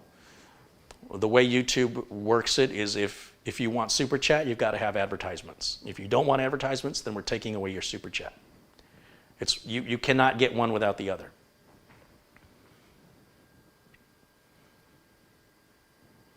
Do I have any recommendations for antivirus? Windows 10 has built-in antivirus, which is fine. It's nothing wrong with it. And then what I recommend for anti-malware is a product called Malwarebytes. I've recommended it for years. I should get them on board as a sponsor. It's a great product, but only the paid version. If it's not the paid version, all that's going to do is help you clean up infections. The paid version will help you to prevent infections. So on all my systems, I run Malwarebytes and the Windows antivirus together. They don't conflict. They don't cause any drainage of system resources. And I haven't had, and I require this, by the way, on all of the customers that I'm an MSP for. So if I'm your MSP, I'm responsible for your protection. So we're putting on what I'm putting on, and it's all part of my service. And my customers haven't had they haven't had a virus infection. I don't even know how long it's been now, 4, 5, 6 years. None of my clients in the last 4 or 5 or 6 years, none of them have had a virus. What we want to be worried about are email attachments that you're clicking on, being misdirected to links that pretend to be Amazon or something. They'll get you to log in and steal your login credentials. Not much we can do to prevent that. Malwarebytes does kick in for malicious websites, which is good. That smart screen filter we mentioned earlier is also supposed to do that. Malwarebytes is about $30 a year, and I wouldn't spend any more than that for my protection. I wouldn't, per PC. And you can actually get deals with Malwarebytes if you watch. I think they have like licenses that you can install the same code on like 3 or 5 computers. And it's good for a certain window of time, and the time starts ticking on whatever first computer you installed it on. So if you install it on all of the computers on the same day, they all expire on the same day. If you install it on one computer this month and another computer next month and another computer next month, they still expire on the same day. That's how a license like that works. Viable Solutions says, Carrie, I restored my Asus laptop to factory settings using a thumb drive I got with the laptop, and unfortunately it didn't create a partition, and the hard drive in the laptop is now full. So, if that was me, I would just back up any data, assuming you haven't done so, anything that's important.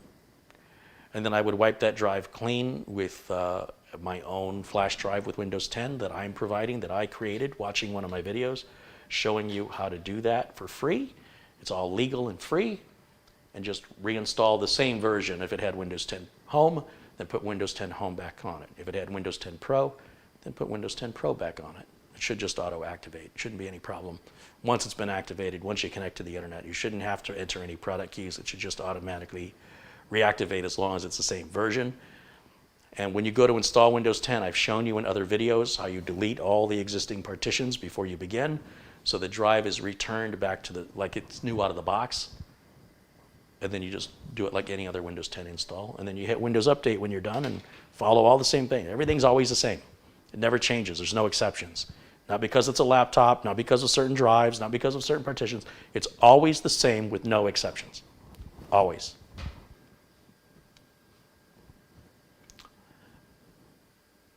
Eric says, my SSD does not want to convert from GPT to MBR. Ooh, that's going backwards. Why would you want to do that? I tried it with disk part, but it did not work. Any help? Well, you can't go MBR above 2 terabytes, I'm pretty sure. Like, I don't think you can. I certainly know you can't boot from it. Going backwards to MBR doesn't make any sense to me. There are limitations that MBR has that modern drives have long exceeded, which forced a new technology, which we call GPT. The GPT partition should be embraced and loved and appreciated, not disposed of. You don't want to go, why would you want to go backwards? So we run into the same situation. When a person says a question like that, rather than take their bait and answer their question, you should be asking them a question back. Why are you trying to convert that to MBR? What is it you're trying to do? Because whatever it is, it seems to me, my first instinct is, whatever you're doing, you've taken the wrong approach. I'm sure there's another way that has absolutely nothing to do with MBO or GPT. I'm sure of it. But you just got to tell me what it is you're trying to do. Why do you think that's the solution? Maybe then I can help you with some actual useful answers. Oh, let's see. He has 2 drives of the system. Having a problem with a slow boot. I told him he needs to install a fresh version, but he's still unsure. So installing a fresh version of Windows is free. There's no reason to not do it. If you've got an older system where the drive is failing, that may also result in the slowness you describe. So again, the free, easy thing is to do an install of Windows 10, fresh and clean. And if that doesn't resolve the problem, you're going to be spending some money on a drive. So I would do the free thing first. But that's me. Sometimes people ask questions for a friend, and what's frustrating to me is very rarely does the friend ever take the advice. I've had a number of people, more than I can count, tell me that, oh, I got a friend and blah, blah, blah, blah, blah, and then you give them the answer, and then the friend never does it. Like, you cannot make your friend do something. If I were you, I wouldn't let it get to you. I would just tell your friend, if I were you, I would reinstall Windows and end the conversation. No matter what your friend has to say after that is nothing but annoyance. Then that's it, you're done. It's not your problem, it's not your responsibility. And while you may care for your friend and you may want the best for your friend, if your friend doesn't want to listen to you, all you're going to do is end up with not being a friend anymore if that continues. So the smartest thing you can do to save that friendship is to stop. Once you've asked and once you've answered that friend's question, you're done. You're done. And unless that friend has a follow-up question after they've done it, there's no more to discuss. Until you try this thing I've advised you, there's nothing more I can advise you to do. And stop hounding them to do it. But if they keep complaining, just tell them I would appreciate it if you don't bring this up anymore until you do what I already told you to do. Because otherwise, I'm just not going to pick up the phone when you call. There's nothing more frustrating than somebody asking for help. You give them the help, and then they will not take the help. And then what I see a lot of is people trying to force it, trying to convince, trying to get their friend to listen to them. Hey man, your friend asked you. That's it. That's it. You didn't shove it down their throat. You didn't say, hey, listen to me. They asked you. You've answered them. You're done. Any further conversation on the topic is practically offensive. So if your friend was truly a friend, they'd say thank you, and they would do what you suggested. And if they ran into another problem as a result, then you would be there as their friend to help guide them to the next step. But you can't guide them to the second step if they refuse to take the first one, and any discussion therein getting to that second step is pointless. And it's sort of an abuse. That's not what a friend would do, not in my world. But this is very common. This is not unusual. I see it a lot. And I see friendships breaking up over it. I see people who care more about their friends' problems than their friends care about their own problems. Don't do that, man. It's a lost. You can't win that game. You'll never win it. It only ends badly. So best not to play. You did your part. You answered your friend. You were a friend. You gave them their answer that they asked for. That's where your obligation ends. And anything above and beyond that, now you're being a problem. You understand? Now you're the one with the issue. So stop. If your friend wants to live that way, that's their choice. Maybe they want that. Maybe they like it. Who knows? People are weird, man. Is it that time? Look at this look I'm getting. I'm getting a look over here. Where's he at? Where's he at? It is not time, you fuzzy thing. No, you've got like a half an hour to go. See, what's happening is the sun's setting earlier, and he thinks his sundial is still accurate. You need to adjust your sundial, son. You need to dial it forward a little bit. Yeah, I know. It's kind of confusing, isn't it? Goat ear. And this guy right here, he's just going along for the ride. He says, I'm doing whatever he's doing. Here's a good boy. Okay, go occupy yourself for about a half an hour, and then we'll see what the chef is going to prepare, okay? Good boys. You're a good boy? Do you think if you stand there and stare at me, what are you trying to hypnotize me? Because it's working. It is? Oh, those goofballs. All right. Where's my... Yeah, that looks like it's good enough. Okay.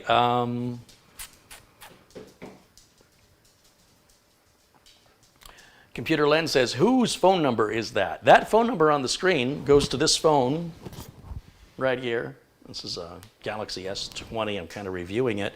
And I thought it'd be kind of fun to just turn service on for 30 days with a temporary number. So that number on the screen is good until November 15th. If people want to call it or text it, they're welcome to do so. Leave voicemails, and I'll make videos like these playing those voicemails back.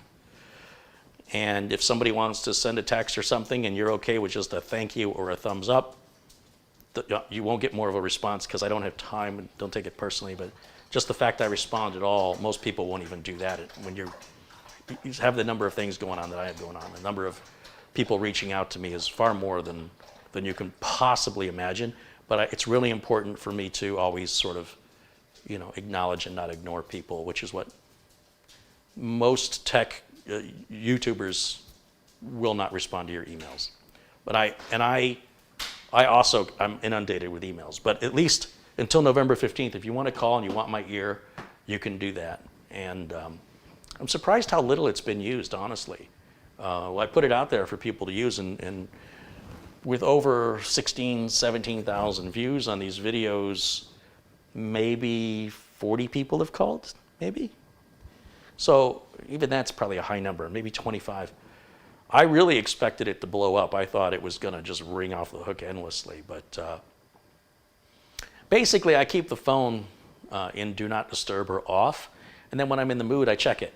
That's all. So nobody can bother me. And somebody wants to leave harassing messages, or if they want to attempt to fill up the voicemail, knock themselves out. It doesn't matter.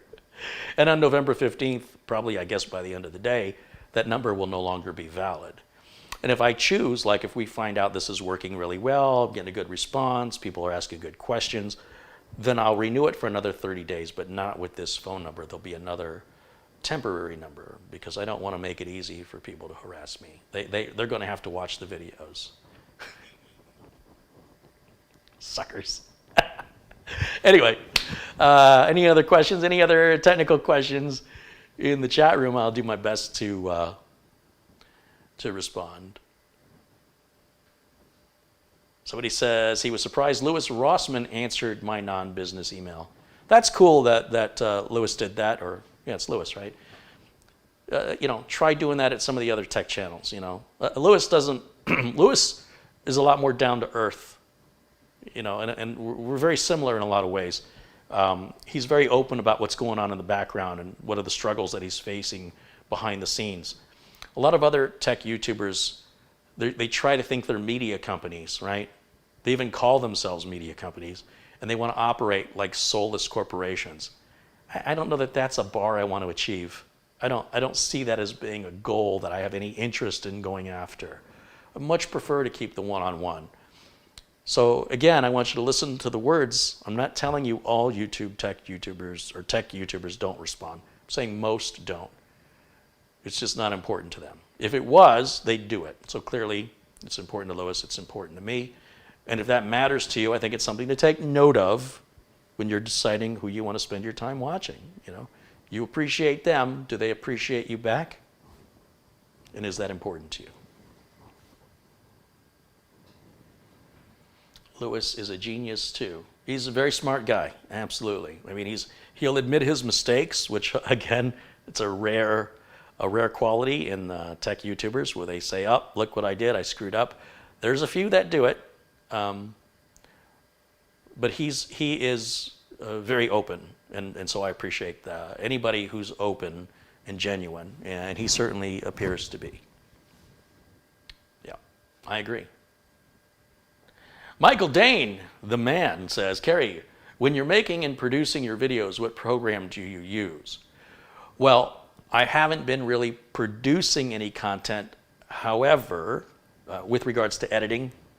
So everything you're seeing right now is OBS. If I switch over to Streamlabs, I may be able to accept live contributions through PayPal and like have an alert come on the screen. And I've been meaning to look into it, I just haven't had time. So I'm sticking to what I know for now and just using OBS. When I edit videos, I use Cyberlink PowerDirector 365 on a subscription because that enables me to have all the latest versions at no additional cost, as well as content like transitions and backgrounds and overlays that they're constantly releasing, including royalty-free stock footage, which they just added at no additional cost. So you pay every year for a subscription and you get all these features. So that's what I use. But my sister, she likes Adobe Premiere and Adobe After Effects. There are other people who like, there's a free, very powerful piece of editing software called DaVinci Resolve. And production houses will use this software, like big movie companies also use Adobe Premiere, may also use, or alternatively use, DaVinci Resolve. If you don't know anything about it, you might think it's like Wondershare or one of these sort of low-level editing programs for beginners. It is not.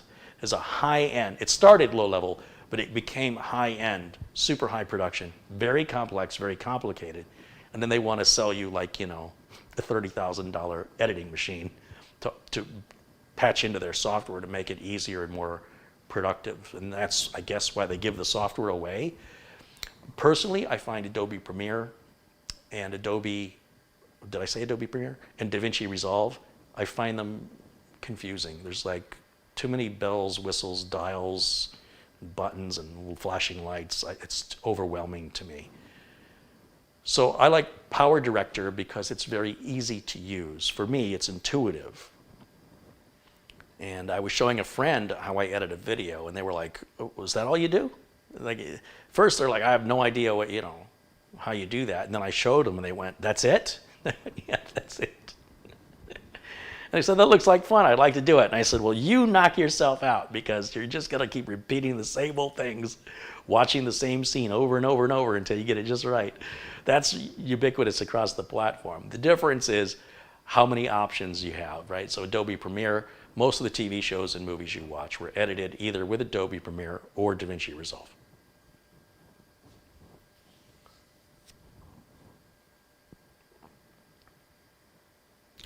Bill wants to know if you had an old PC running Linux, can you reinstall Windows 10 on it again, or does it get destroyed? Software does not destroy hardware. There's a few exceptions of some hackers doing some stuff, but overall that's just not the case. You can put any software you want. You want to put Linux on it, you want to make a Hackintosh out of it, you want to put Windows 10 on there, you do whatever you want, it's yours. There's no physical damage. Nothing that you can do that you can't undo. Try it and see. What have you got to lose?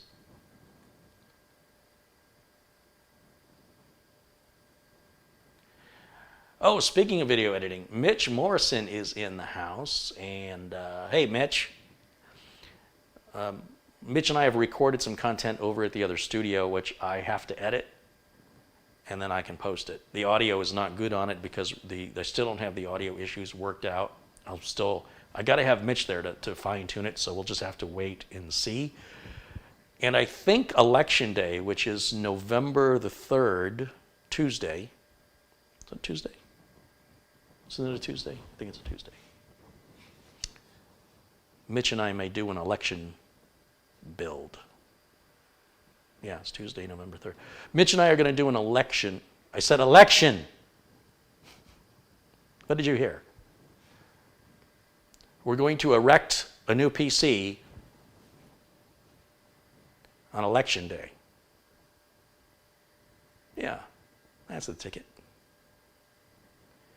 The only question is if we're going to do it here, or if we're going to do it over at the other studio. The problem with doing it here is I have a very limited window of time I can broadcast, and the sun is going down earlier.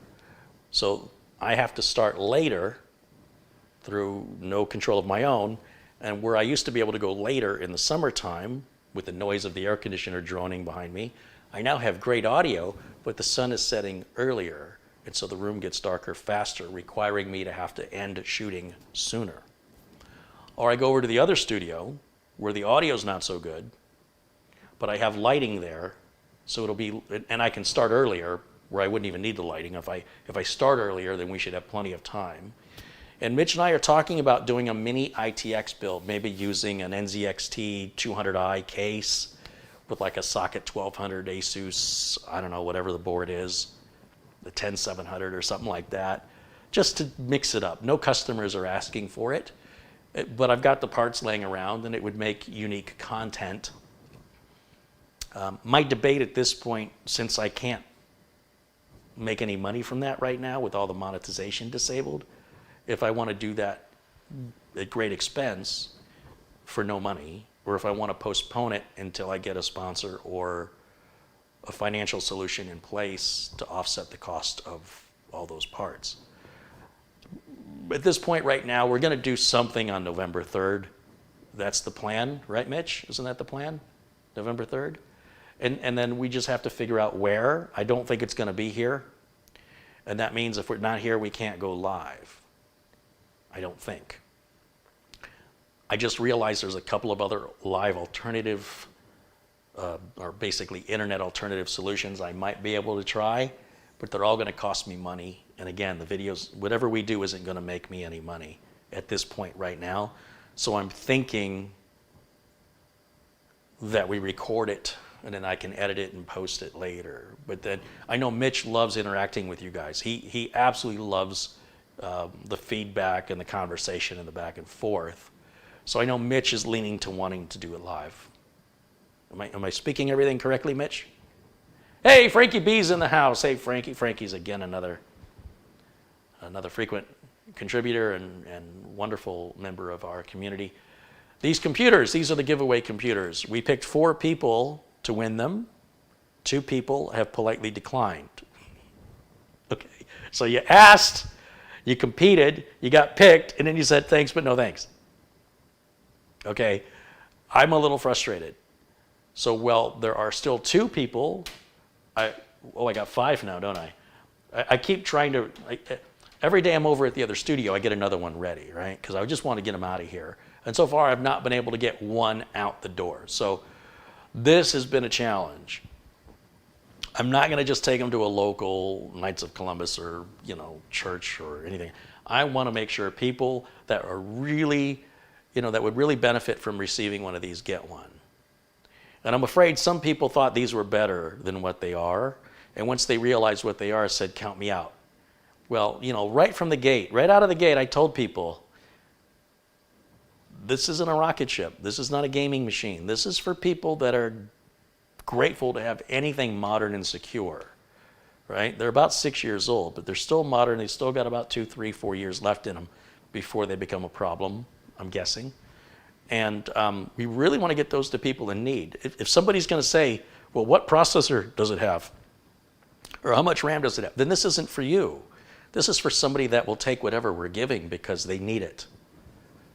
And I guess, some of the people, for whatever reason, felt it wasn't good enough. But it is frustrating because what are the odds those would be half of the people selected, right? So I got to go back through the comments and look again, or I might just start all over. But the 2 people that the 2 of the 4 who I've already initiated contact with, don't worry, I'm not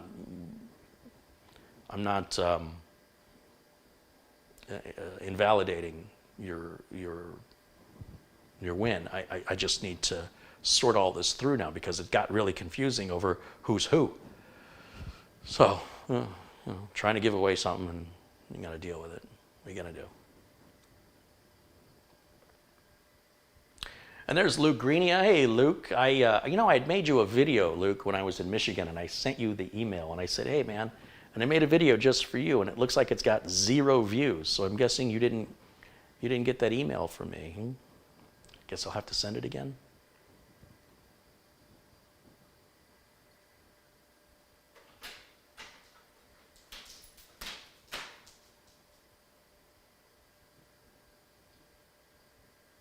I have people that don't have a computer at all. Some people are using a cell phone or a tablet, and it's very hard for them to read it or to type on it, and they would really appreciate any computer of any age, right? But I want to make sure they get something that's secure, because you're running a computer that's 10 years old, Doesn't mean it's secure. Or if you're still running Windows 7 or something, I don't know. But if it's got Windows 10 on it and it's running for you, the age of it is irrelevant. It doesn't matter if it's 15 years old. If it's got Windows 10 and it's secure, then I can rest easy. But if you're, in a situation where money is tight, or you're disabled, or you're particularly a veteran or of public service, I want to make sure that I prioritize accordingly to people in need. So it's frustrating when people in need won't accept things unless they're of a certain value. That is so frustrating to me. But what are you going to do? It's part of the deal.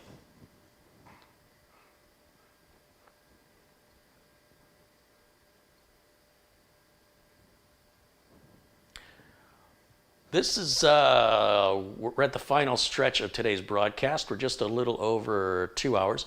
I want to remind you at any time, 24/7, you can call the number or text the number on the screen and ask any question, technical questions, please.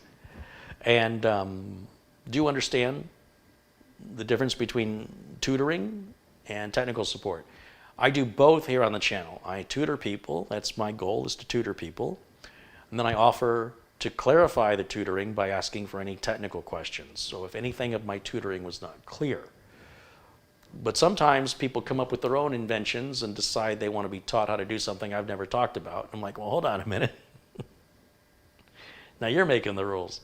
So it costs you nothing. If you're in the United States and you have a cell phone, you probably can dial anywhere in the United States for free. The support is free, and if you're outside of the United States and you have no way to contact a United States number without it costing you, there's nothing more I can do for you, right? I'm offering the number, I'm paying for it. I'm offering the help, that's my experience, that I charge customers more for free. What more can I do for you? So at some point, you're going to have to make an effort. Now, that being said, that number is only valid until the 15th of November, and then this whole project, this little experiment comes to an end. And I will evaluate at that time if I want to revisit it.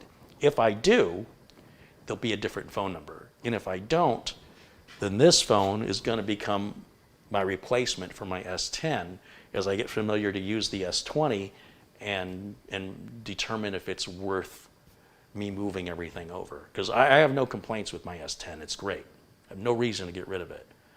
But if this thing is just as great or better, if I have a better battery life on it, then that's reason enough to go through that hassle. And Samsung has the Samsung Switch software, for example, that moves everything. But like all my Waze history doesn't get moved, and it's just a hassle to have to put everything back in it. And I know you can create a Google account and sync everything in there, but I don't want to do that. I don't want to. No, there's some information I just want to maintain myself. So, what I have to do is kind of manually go through some of the apps where those settings would download automatically. And since I've already done this twice before, I'm pretty familiar with those apps that I use, what they are, and just manually punch them back in just like I did the first time. Like those Waze addresses that I go to and my Waze favorites. Rather than create a Google account and sign in and share that private information with Google, what I prefer to do is just retype it all in, just compare both phones side by side. It takes a little bit of time, but I don't go that many places. Jesse Kirk joins us. Hey, Jesse, good to see you.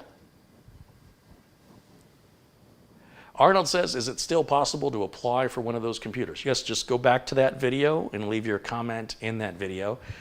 In the video, it says PC giveaway, the first one that appears. I think there's 2 or 3 where we talked about it, but you'll notice the thumbnail from about 2 weeks ago. And then I'm encouraging all the viewers to upvote the people they think are deserving so that I don't have to make the decision. Do I use Google Pay? No, I do not.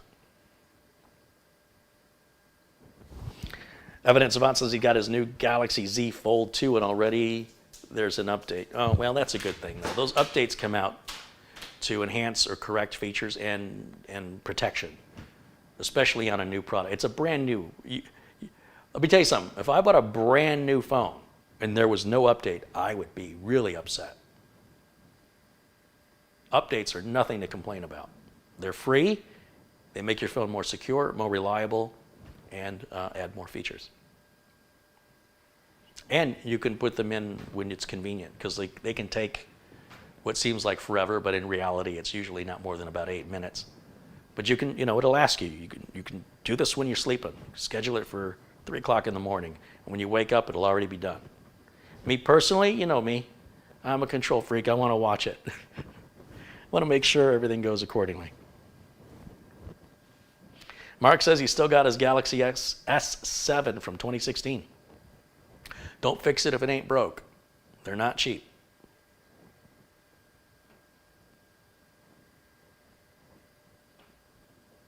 Bill says the sound and video are out of sync. Absolutely not. They are not out of sync. That is, your video resolution is too high for your bandwidth. Reduce your resolution, refresh your screen. That's not on me, that's on you. James Brezzi wants to know how we can send or contribute Amazon gift cards. Typically in my video notes, not on this video, but on practically all my older videos, it'll say click here to submit an Amazon gift card. But what you would do if you're in the United States is regardless, you want to go to Amazon.com and you can search the word gift card.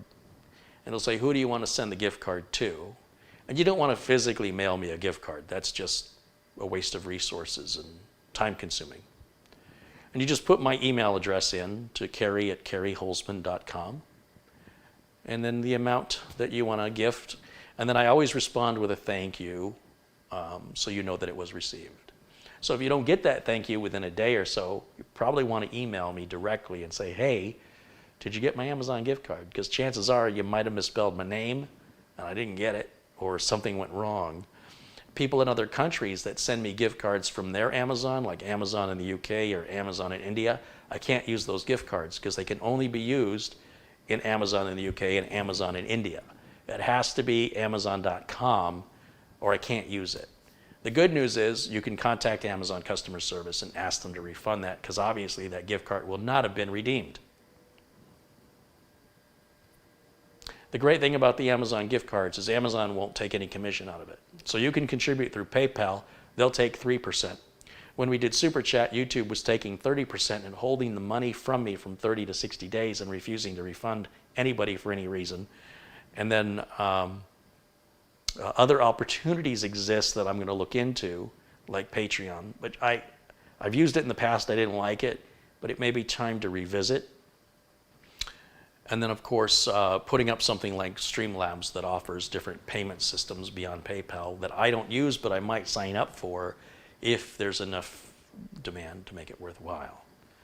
So for right now, Amazon gift cards are the best option because I'm probably going to spend the money at Amazon anyway for, most everything you see here is all from Amazon. All this phone came from Amazon, these antennas came from Amazon, these microphones came from Amazon, these keyboards came from Amazon, this camera came from B&H Photo.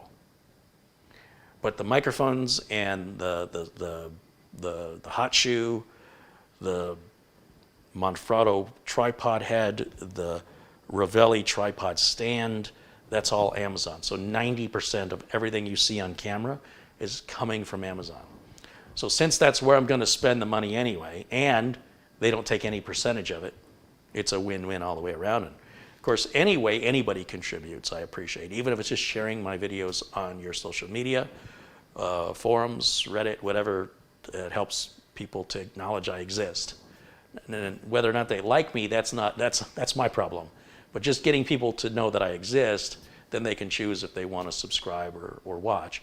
But they can't watch if they don't know that I exist. That's the same problem every business has.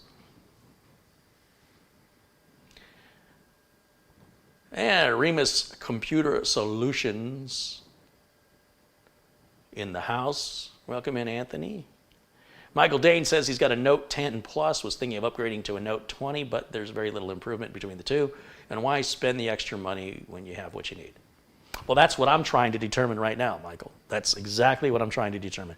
Is that phone worth, right now it's $800, $799 for the gray S20 on Amazon. Last week it was $999. It's dropped 20%. It certainly isn't worth $999, but is it worth $799? And honestly, I paid $750 because it was an Amazon Prime Day deal, one-day deal. So my question is it worth $750? As the price drops, then whether or not it becomes worth it becomes much more of a challenging consideration. Some of the little features may be worth it. Maybe not. The only way I'm going to know is to try it myself. I've read too many conflicting reviews to make a decision. I just said, let me get my hands on one, and let's see if there's a big difference here. Because there was a significant difference. I didn't notice a difference between the S8 and the S9, but I did notice a difference to the S10. And I do notice a much better looking screen on the S20 when I'm watching YouTube videos only. Otherwise, the screen looks the same. I also can't get used to the buttons all being on one side. I used to have volume buttons on this side, and then my on-off button and to activate the camera was here. Now this side has no buttons at all. I don't know why they did that. And then this side, where I go to touch my volume, I'm hitting the power. And then the power button doesn't work as a power button anymore. Like you used to just hold the power button down and the phone would shut off. Now you got to hold volume down and power at the same time. It's pretty bad when you got to look at the manual to figure out how to turn the damn phone off. Gee, he's an old man. It's not obvious. You got to press down those two buttons. No, it's not. Some young punk kid acts like, I was just born knowing that. It's obvious. It's not obvious. It's not how they used to do it. They changed it. Nope, you're just getting old. Well, I can't argue with that. So you can't argue with that logic. But a kid with that attitude probably won't be. You're not going to be getting older.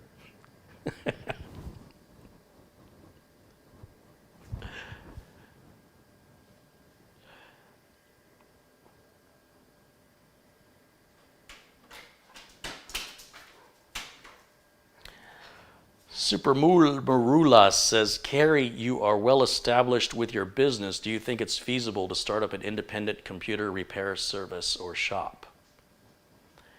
Anything that you want to do is doable. It doesn't matter what anybody tells you. They said, Elon, you can't start your own rocket company. You can't build your own electric cars and go up against an established Ford and Toyota and Nissan and Chevy, the whole GM. They've got marketing and lawyers and experience for decades that you don't have. You're out of your mind. You can't do that. Jeff Bezos, you can't just sell books online. Look, you're going to do what you want to do, and if you truly believe in your ability to get it done, it doesn't matter what anybody says the odds are. As Han Solo likes to say, never tell me the odds. You set your mind to something, you'll do it. The work is out there. Nobody in tech is not busy right now. This pandemic has caused all of us to be extraordinarily stressed out with all of the work from home users. There's a lot of ransomware going around. There's a lot of hospitals being attacked. Currently, right now, a targeted attack on ransomware on specific hospitals. And furthermore, not only is cybersecurity growing, but the dependence on computers is people are forgetting how to do things without a computer. The demand for people who want to work is greater than the supply of people. But a lot of people don't want to work. They just don't want to. People apply for the jobs, they get hired, and then they don't show up for work. Like, why did you go on the interview? If you really, really want to accomplish anything, then do it. Don't wait for somebody's approval. You're starting off on the wrong foot. Remus Computer Solutions said, I was told I'm crazy to start my business. You're going to compete with Dell? Right? Dell is not competition for what Anthony does. Dell does not offer the services Anthony offers. I'm not surprised, Anthony. People are dumb. And prophesizing failure requires no effort. Any stranger can prophesize failure. I can go to a complete independent rando on the street to tell me what a loser I am and what a failure I will be. There's no effort involved in that. Friends and people who care about you should support you. They can voice their concerns, but they should never tell you you can't do it or that you're crazy to do it. And if you think Elon Musk isn't a little crazy, and Jeff Bezos isn't a little crazy, and Richard Branson isn't a little crazy, and John McAfee isn't a little crazy, they're all what normal people who avoid risk and want to play it safe call crazy. But those crazy people are changing the world, and the normal people are giving them their money. Jeff Bezos is the richest man on planet Earth, and he didn't inherit it like other rich people. He created it. And during that creation for years, day after day, week after week, and month after month, he was hounded by the press, specifically press that was interested in investment and how he was burning through his investors' money as though he didn't care and never turned a profit on the company in years.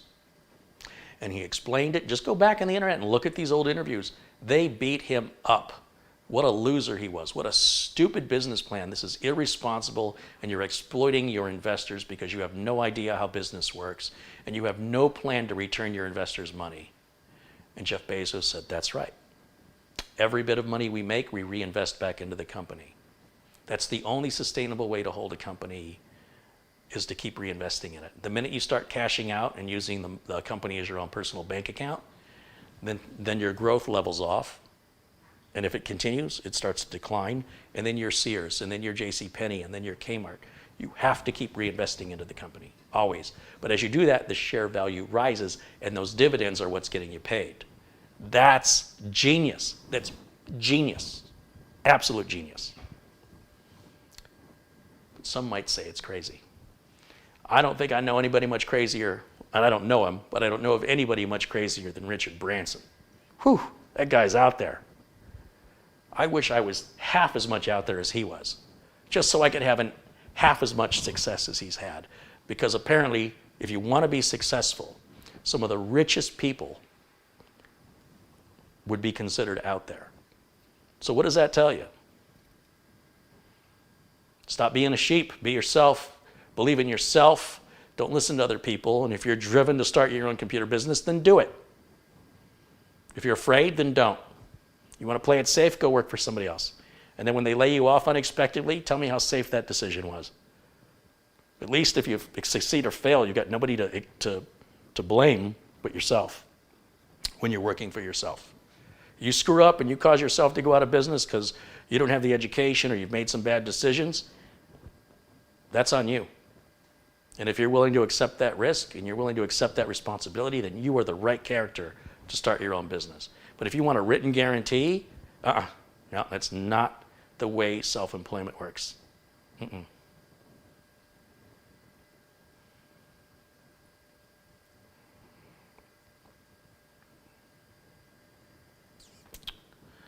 Okay, guys, we're at 2 hours, 23 minutes into the stream. I got about 7 minutes. I want to wrap this up. Again, that's the number. It's good until November the 15th. Probably till the end of the day. I don't know. I don't know when the number will be shut off, but that's the last day. And Russ, the PC, Dr. Martin says he's texted. Let's see if we got a message here from Russ. Is that in here? Where's Frankie B? Says, hey, Carrie, what's up with the giveaway? Well, we just discussed that, Frankie. Thank you.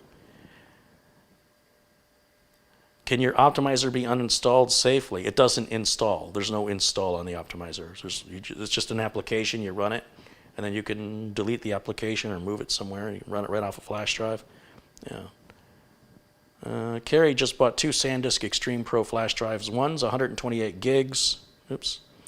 The other's 256. Both are USB 3.1. I'm very impressed with the speed. That's what I use. I have a 128 SanDisk Extreme Pro. No, sorry, this is a 16 gig. These are 16 because I use those for like Windows 10 and such. And then this one's a 256. The black ones are 128 or 256. They all look a little different. He said he also purchased a 12 terabyte Western Digital 3.1 USB for backups. Right on. He mentioned that he just learned that you can hold down the left shift key and restart Windows 10 to go into safe mode. Okay, welcome to 2015, Russ. It's glad to have. It's funny, people discover something like, did you know this? Yeah, we talked about that 5 years ago, but okay. They make this assumption that because the information's new to them, that nobody knows it. But and I appreciate that you thought of it. But you thought to tell me that if I didn't know it, then you wouldn't know it, right? I mean, I guess that's the logic. But I think that's been around since Windows 7. I think holding the left shift key down and hitting restart to go into safe mode, that's been around a long, long time. So that does kind of amuse me. It's sort of like somebody says, "Oh, I didn't realize you have a bit of OCD there, Carrie." And then they start like sending me links about OCD. I'm like, "Do you think I've not seen this before?" Like they're just learning about it, and they're like, "Oh yeah, this does kind of align with what you do. Did you know you can do this?" Well, yeah, I knew that like 40 years ago, but I appreciate the thought. And then, of course, there's other things where they're just of-the-moment news items. Like you recently found out the lead singer of the Outfield passed away, which is sad. 1980s band sang Your Love and Say It Isn't So were two big top 40 hits, maybe top 10 hits in the 1980s. So it's a bit young for that guy to pass. And, information of the moment is what I'm most interested in. I'm always hungry for new data, not so much for old data. I want the new stuff. Sometimes people will send me old videos, from years ago, and they'll say, "Hey, did you see this?" And I'm like, "Well, did you see the date?" Why? Well, because it's from 2013. I mean, well, I never saw it. Okay, I appreciate it, but it's not new. So I know that the intent is nice, but it turns out creating a lot more messages that are unnecessary. It's like I'm already getting a lot of messages. So if somebody wants to send me a link like, hey, the Windows 10 20H2 update is out. Well, it just came out, right? But if they want to tell me that 9 months from now, it's not really news. Anyway, it's all with good intent. Everybody's obviously got good intent. And, I've been talking about these SanDisk Extreme Pros for, 2 years? I haven't found anything better. They're not perfect, but they're damn good. And I have a lot of flash drives. I have some kind of weird flash drive fetish because I have tons of them. And I never use them. You know which ones I use? I use my SanDisk. When it's time for me to move some data, more likely than not, I'm going to pick one of my SanDisk drives, unless they're all full or being used. And then I'll decide what's the next one I want to use. And then I move to like Patriot. And then eventually, like I'll use AData or I'll use, what's the other one I've got a lot of? Samsung. But for the most part, I go back to those SanDisk drives time and time again. There's something about them I just really, really like. And I'm glad you finally gave them a shot because I think I've got about 10 of them now. And they used to be, when I bought mine, that 256 gig drive I think is $65 on Amazon. And when I bought it, I think it was 120 or 130. So it was quite an investment. And then I have a bunch of the 16 gig ones because they're so fast, the SanDisk 16 gig Extremes. And I like to use like Windows 10 on those and put a Cronus bootable on there so I'm not waiting all day for things to load. And I've had one of those go bad, and SanDisk just asked me to take a picture of the front and the back of it, which I did with my phone, send it on to them along with a copy of the receipt, which Amazon stores for you indefinitely. And they said, okay, mail it back here, which I did, and then they sent me a brand new one. Easy peasy. Like, for the cost, those are like over $20 a piece. In fact, you can't even buy the 16 gig ones anymore. For about the same price, you get the 64 gig one. But I really, really wanted the 16 gig one because I found some machines, some images, when you convert the image to a flash drive, and let's say the image is just a gig, then the rest of the flash drive in many cases is gone. You just can't use it until you completely reset the flash drive because it'll think it's a 1 gig flash drive. That's what happens sometimes. Depends on the image. So why would I want to spend the extra money? Anyway, now the 64 gig ones are like the cheapest ones you can buy. So.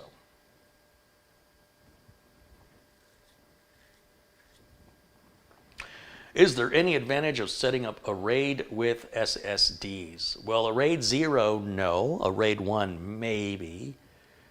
I've done some experiments here. If you just Google RAID with my name, Kerry Holzman, here on YouTube, you'll see the search results. RAID 0 ran slower. Gave us a slightly faster write speeds, but slower read speeds and much more latency. So we spent a lot of money. We doubled our money for something that gave us very little results. So for solid state drives in a home user environment using, something that's not an X299 or an X399 chipset, not a good idea. I don't even know why it's offered, to be honest. I think it's stupid for manufacturers to offer that, to have to do the drivers and the BIOS. And it's very complicated to set up the BIOS. You'll see me do that on the Threadripper build. Half a dozen times I had to keep resetting it because every time the BIOS got updated, they had to wipe it out. And there's 4 settings in the BIOS that have to be changed. And you can't change the next 3 until you change the first one and restart, and then you can change the next 3. It's very confusing and convoluted, and it should just be one button as far as I'm concerned. So I don't think it's worth it. I really don't. If anything, it's nothing but a headache, because then you can't even work on your system anymore if it won't boot. You better have made a custom bootable USB drive with RAID drivers, or you can't even do any work to resolve why your system is not booting, because it won't see a disk at all without the driver. And you can't have the driver unless you manually inject it onto like within Acronis or within the Windows boot media itself, you have to inject the driver. It's a lot of work, and for what? So no. Watch the videos here, watch the performance numbers, and look at the amount of money. It actually was like shooting ourselves in the foot. It was like paying twice as much money to go slower. But I did do a 3-drive RAID 0 NVMe on Thready, and at one point it got 10,000 megabytes per second, but Windows didn't load any faster. You reach a point of diminishing returns. Once you reach a certain megabytes per second, once you're booting in like 8 seconds, how much performance do you think you're going to get? You dropped it to 7? Hey, I just spent twice as much money and set up this overly complicated RAID array where all my data is at risk now because it's on 3 drives instead of 1, so there's 3 times the likelihood of failure. I got to put special drivers in it and adjust the BIOS, but now my system boots in 7 seconds instead of 8. Worth it. But there are people like that. Marco says he paid $300 for his first 1 gig thumb drive. My first 1 gig thumb drive is from SanDisk. I still have it. It still works. And the reason I bought it was the first 1 gig USB flash drive under $100. That means it was $99. And back then they weren't charging sales tax on online purchases, and I don't remember where I bought it. Might have been Amazon or Newegg or all that rustling you hear. That's all flash drives. Come on, where are you? Oh, you're in here. Where is it?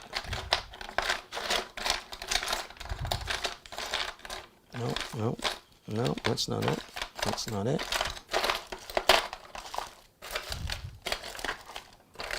Where'd it go?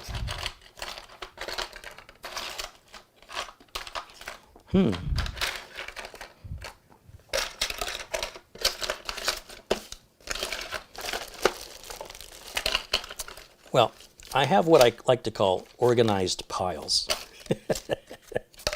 So I have a drawer, and in this drawer, there's all different makes and models and designs and sizes and capacities of flash drives that I've owned throughout all the years, and they all work. They're all functional. And, well, that's an old one. That's not it. There it is. Ha-ha. I got 2 old ones I can share with you. This is cool stuff. It's cool for a couple of reasons. One is There's a lot of people online that think data fades off of a flash drive or a solid state drive, and they're not good for archival purposes. And yet no one in the history of time has ever been able to actually show me that. They can talk about it, but show me a drive that used to have data that you've let sit for years, and that when you plug it in, the data's not there anymore. No one's ever done it. Ever in the history of time, nobody has ever done that. It's all theory, and they act like it's true. And yet, the reason I'm making this point is this is a 256 megabyte, not gigabyte, 256 megabyte iOmega USB 1 flash drive, you just go on the keychain, and all the data that's on there is still on there. It works perfectly today. It's slow and it's tiny capacity by comparison of today's standards, but it's 100% functional, or it wouldn't be in my drawer. This is the 1 gig SanDisk Cruiser that I bought. It was the first 1 gigabyte USB flash drive under $100. So this was $100. This is a 16 gig silicon power. You see that little dot on the back? That's a magnet, so you can stick it. You don't have to worry about losing it. And I like to use this, back before I had a Bluetooth cell phone with Spotify, I would load this up with all my MP3s and then plug it into my car stereo. Because it's so small, I could just, in the Mini Cooper, I had a little USB port, and then in the Mustang, I've got a little USB port in the center console. And because it's magnetic, I could have several. In the back of the center console is a metal hinge, and I just stick them right on the hinge and then close the console lid. And I've got a variety. In fact, 1,400 songs don't even consume, I don't think they consume 2 gigs of this, or no, they don't think they consume 4 gigs. Not even 25% of this. And look at the size difference. This, I think, was 30, 40 bucks. This was $100. And this will read and write data many times faster and will hold 16 times more data and is physically 1/3 the size. In fact, even the width of it is less than half if we look at the width. How far we've come in just a few years, right? So these 2 flash drives are significant for me because of their age and what they stand for. This one specifically because this is when I stopped carrying floppies when I went on site to clients to do computer repair and started carrying a USB flash drive as more and more customers had USB on their computers. And floppy disks I went from floppies to CDs because most customers then had optical drives. But then the CDs were a pain in the butt to update them with the latest software. And I hated the rewritable ones because they're too slow and they took forever. So I just buy a spindle of 50, and sometimes they'd fail the burn. You just throw them away and start again. And then I had like a leather envelope with the CDs in it, and I would just write with a Sharpie what they were. And of course, over time, the alcohol in a Sharpie marker will eat through that top layer, which is where the data is on the label of these recordable CDs. But I just didn't have them that long, so it never was an issue for me. As for this, like I said, this is something I haven't used in years, but I've made other videos, I plug it in, the data's still on it. It's never once just opened up empty. It's just, it's a theory that people latch onto with no evidence and no proof, other than if you do the math, technically they're correct, but I don't know if it'll happen in my lifetime or in 100 years. I don't know. My argument to that is basically I have 8-track tapes, and those 8-track tapes may be perfectly fine if I could find a damn 8-track tape player to play them in. So whether or not the data remains on this in 100 years may be the least of your concerns. Finding something you can plug it into in 100 years that'll read it will be the big challenge. And I don't think people really think this stuff through. So when we talk about archiving, obviously you move your archive to whatever the latest tech is. My father filmed us with a Super 8 camera that had no audio, right? Had a big, looked like a car headlight. So dad's filming you with this thing going, and you basically have a car headlight in your face, and you're just like, in all the videos, you're squinting. And then the film gets old and brittle and it has to get spliced and taped back together, and then you got to break out the projector and it's a pain in the butt. And you go, I want to preserve these, I'll move them to VHS. It's a lot more convenient. And then there's places that'll do that for you, and they even put a little generic royalty-free music since you have no audio to give it a little something something. And then DVDs come out and they go, I want to move these VHS to DVD because that's a lot more convenient, and then there's services you can pay to do that. And now you can upload that stuff up to a service like YouTube, for example, and now you don't have to mail DVDs to your family and your cousins and such to see the family. Now you just upload it on YouTube, share the link, and everybody can watch it. You don't need a projector, you don't have to worry about a VCR, you don't have to worry about a DVD player. All that goes away. So when we're talking about archiving footage, we keep moving it. We don't just leave it in one format and walk away. We keep moving it to whatever the latest storage is. Right now, the best storage possible would be a streaming service or the internet, because it's constantly being backed up. Whether you like it or not, there's backups of all your data online. And then that's going to make archiving it the most, I'm back to that word again. I'm having a hard time with that word.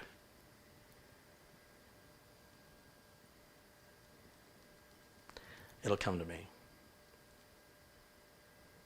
It's just going to be robust. That's the word. I wanted robust. That's what I was looking for. All of these work, but the latest one is always the most robust one. So next time you hear somebody talking about limited rights or faded data or whatever, they've never experienced it. I promise you, they've never experienced it. Ask them to prove it. Not by sending you a link to some article some whack job wrote to get hits on a, because it's clickbait. Show it to me. Break it out. Bring it over here. Let me see it. Did you buy some cheap knockoff crap from eBay? Or is it a quality product and you installed it correctly? Because people don't realize when a solid state drive reaches its maximum write cycles, it doesn't fail. I don't know why people think that. If you have a solid state drive and your big fear is, oh, it's got a limited number of writes, let me tell you something. Your heartbeat has a limited number of beats, okay? Everything has a limited number of everything. There's nothing that goes on infinitely. Even your mechanical hard drive has a limit. We just don't know exactly what that limit is. With a solid state drive, we can mathematically state that it's good for a certain number of terabytes minimum, but it could go beyond that. And furthermore, if the unlikely scenario would occur that you've had a solid state drive for so long, like 40, 50 years, and you've written to it so much that you finally have exceeded the maximum write cycles of all of the cells on the drive, then the drive will just read your data. It just won't write it anymore. It doesn't die, it just becomes read-only. What's the big deal? What's everybody freaking out about? Education. Education, education. It's powerful. It relieves a lot of unnecessary anxiety and stress and worry, because once you realize what the reality is, it ain't so bad. In fact, it's not even close. But people really get off on that these days. There's some thrill people have to scare other people. It thrills them. Don't give them what they want, man. Don't be their puppet. Think for yourself. Do your own research. Stop taking people's word for stuff on anything anymore. Show me. Show me. If you can't show me, I'm not interested.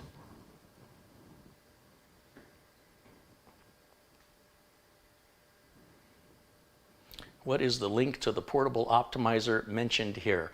You can go to, well, I'm sure somebody in blue can put it in the chat room for me. Uncle Carrie's Windows 10 Optimizer is available from d7xtech.com, along with my NetFix tool for fixing peer-to-peer networking issues in Windows 10. It's very inexpensive, and you can use it on as many computers as you want, and it helps support the channel here. I don't have the link off the top of my head, but D7X, the letter D like David, the number 7, the letter X is an X-ray, and then tech, TECH.com. And then in there you should see the products. There's like a menu at the top, and then look for Uncle Carrie.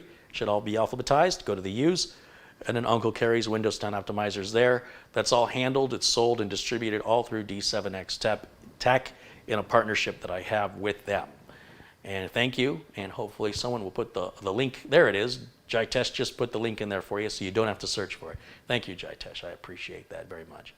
A lot of times I was adding a lot of notes in my video notes, and I just haven't been lately because it just seems like nobody reads them anyway. So I kind of, for now, kind of give it up on it.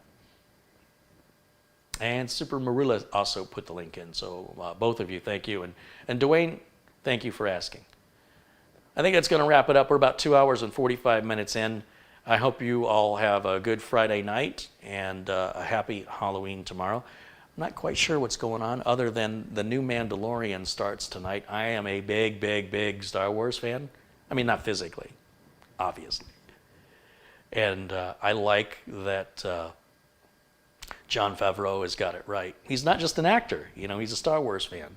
And the people they've got working on this particular Star Wars series, like Dave Filoni and Taika Waititi of the Thor movies, these guys are Star Wars fanatics, and they do such a good job. And they stay truer to the story than George Lucas stays to his own story. So I'm very much looking forward to this new season, especially now there's nothing on TV.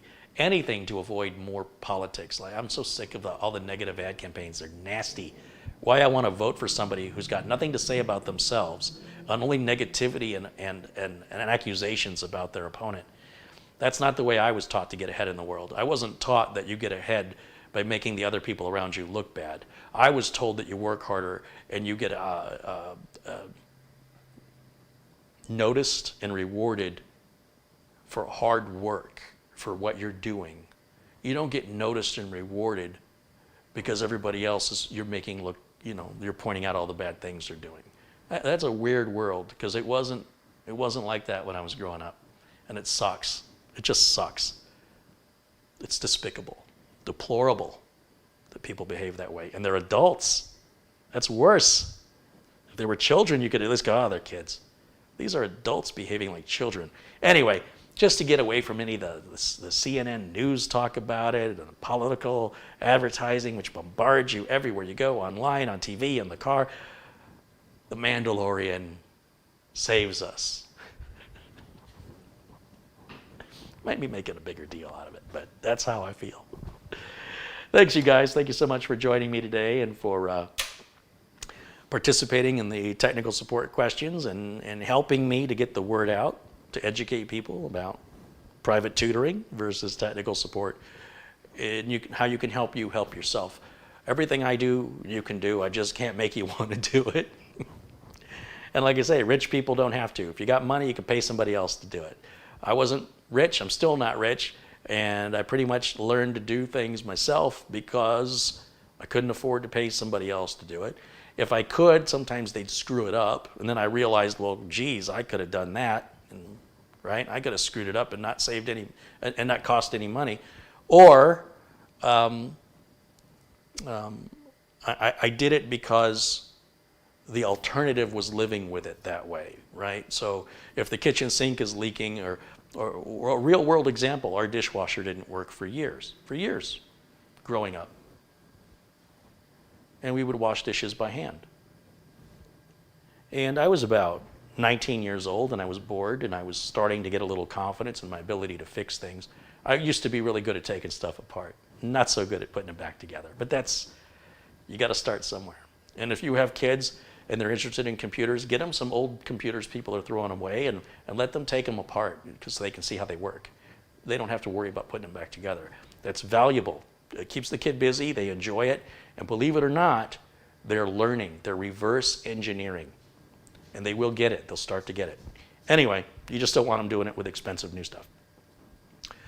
I pull the dishwasher out. There's 2 screws that are up that hold the dishwasher to the countertop. Take those 2 screws out. The dishwasher comes out. I don't know what's attached to the dishwasher. What do I know? There's no internet. There's no way to look it up. I just pull it out. I want to figure out what's going on with it. Why not? It's already broken. It's not like I can break it. It's plugged into a wall outlet. I unplug it. It's got a water line coming in. One water line, I shut the water off to it. And it's got a hose that evacuates the water out of it. It's 3 connections. That's all it is. 3 connections, 2 screws. That's all. We've been doing without dishes. We've been doing dishes by hand without a dishwasher for years. And all it took to look at it was 2 screws and 2 hoses and 1 plug, a regular plug like a lamp. It's no effort. It's light. It doesn't have any weight to it. It just slides out. It's not heavy. You flip it over and say, well, where's all the big motors? It's just a little tiny thing about this big. That's it. That's all there is. So I overthink it, and there's a solenoid, and I asked my stepdad, take it to his work. He's got the equipment at his work to check the solenoid. He takes it to work. He brings it back. At the end of the day, he says it works. So nothing wrong with the solenoid. I'm scratching my head, and I'm looking at it, and there's nothing. That's it. That's all there is. So I thought maybe that hose that evacuates the water out of it, maybe that's plugged up. Maybe I can't see through it. I don't know. It's bent and stuff. Maybe you're not supposed to see through it. So I take it to the front yard of the house, and I take the garden hose with the spray adapter on it, the spray gun on it, and I jam it into the end of the hose, and I hit that thing, I squeeze the trigger, and so the water comes out in high pressure, and all this nasty crap comes out, like makes you want to just, nasty, old, rotted, whatever was on the dishes, for years, just fermenting in that hose. And it went out all over the patio. And then I sprayed it, and water was coming out, and then I turned it around, and I did the other way, and then I hooked it all back up, and the dishwasher worked. And then we used the dishwasher again. In a family of 6 people in the house, nobody had the wherewithal to just simply look at it. And so it's not that only one person had the skill. It's only one person had the motivation. And while I cannot motivate you, I can educate you. I can point you down the path to show you how easy stuff is. Once you see how it works, it's pretty easy. Anything is easy once you know how it works. The mystery goes away and you become empowered. Self-reliance is, for me, very, very valuable. And if you also think it's valuable, you're at the right place. Thanks, guys, for watching. I will see you all again very, very soon. My friends in blue, thank you for keeping it civil in the chat room. And Luke says, don't forget to resend the video. I'll do that right away. If you're not yet blue, all you have to do is be nice in the chat room. Don't be a jerk. Don't challenge people and question people about their choices. Hey, I built a new computer. Really, what'd you build? I got a Ryzen blah, blah, blah with a GeForce blah, blah, blah. Why did you pair a Ryzen with a GeForce? Don't do that. Just go, oh, do you like it? Oh, I love it. Well, that's great. Be supportive, right? And by doing that, I'm going to recognize, I'm going to say, hey, that's the kind of person I want to be blue around here. And I want this whole chat room to be blue. If I have it my way, I want everybody blue in there. So it's not just people who contribute financially, just contribute at all. Most people just watch. There's 435 people watching, but there's only like 80 people in the chat room. You know what I mean? So most people are lurkers, and that's fine. That's fine. But I obviously can't turn you blue if I don't see you. And if you're a lurker, I can't see you. In the meantime, enjoy the rest of your Friday. Thank you guys so much for watching. I'll see you all soon. In between, I will try to get some of the stuff Mitch and I have filmed posted. I keep saying it. I keep getting squirrels. What does he mean, squirrels? There's a movie called Up. And there's dogs that can talk. And the dogs are talking. And the dogs interrupt whatever they're saying anytime they think they see anything moves outside of their peripheral vision. So they're right in the middle of it. Squirrel! In the middle of a conversation, and they have to stop for a minute because they're distracted. In my life, I have a lot of squirrels. Thanks, guys. I'll see you next time. Bye for now.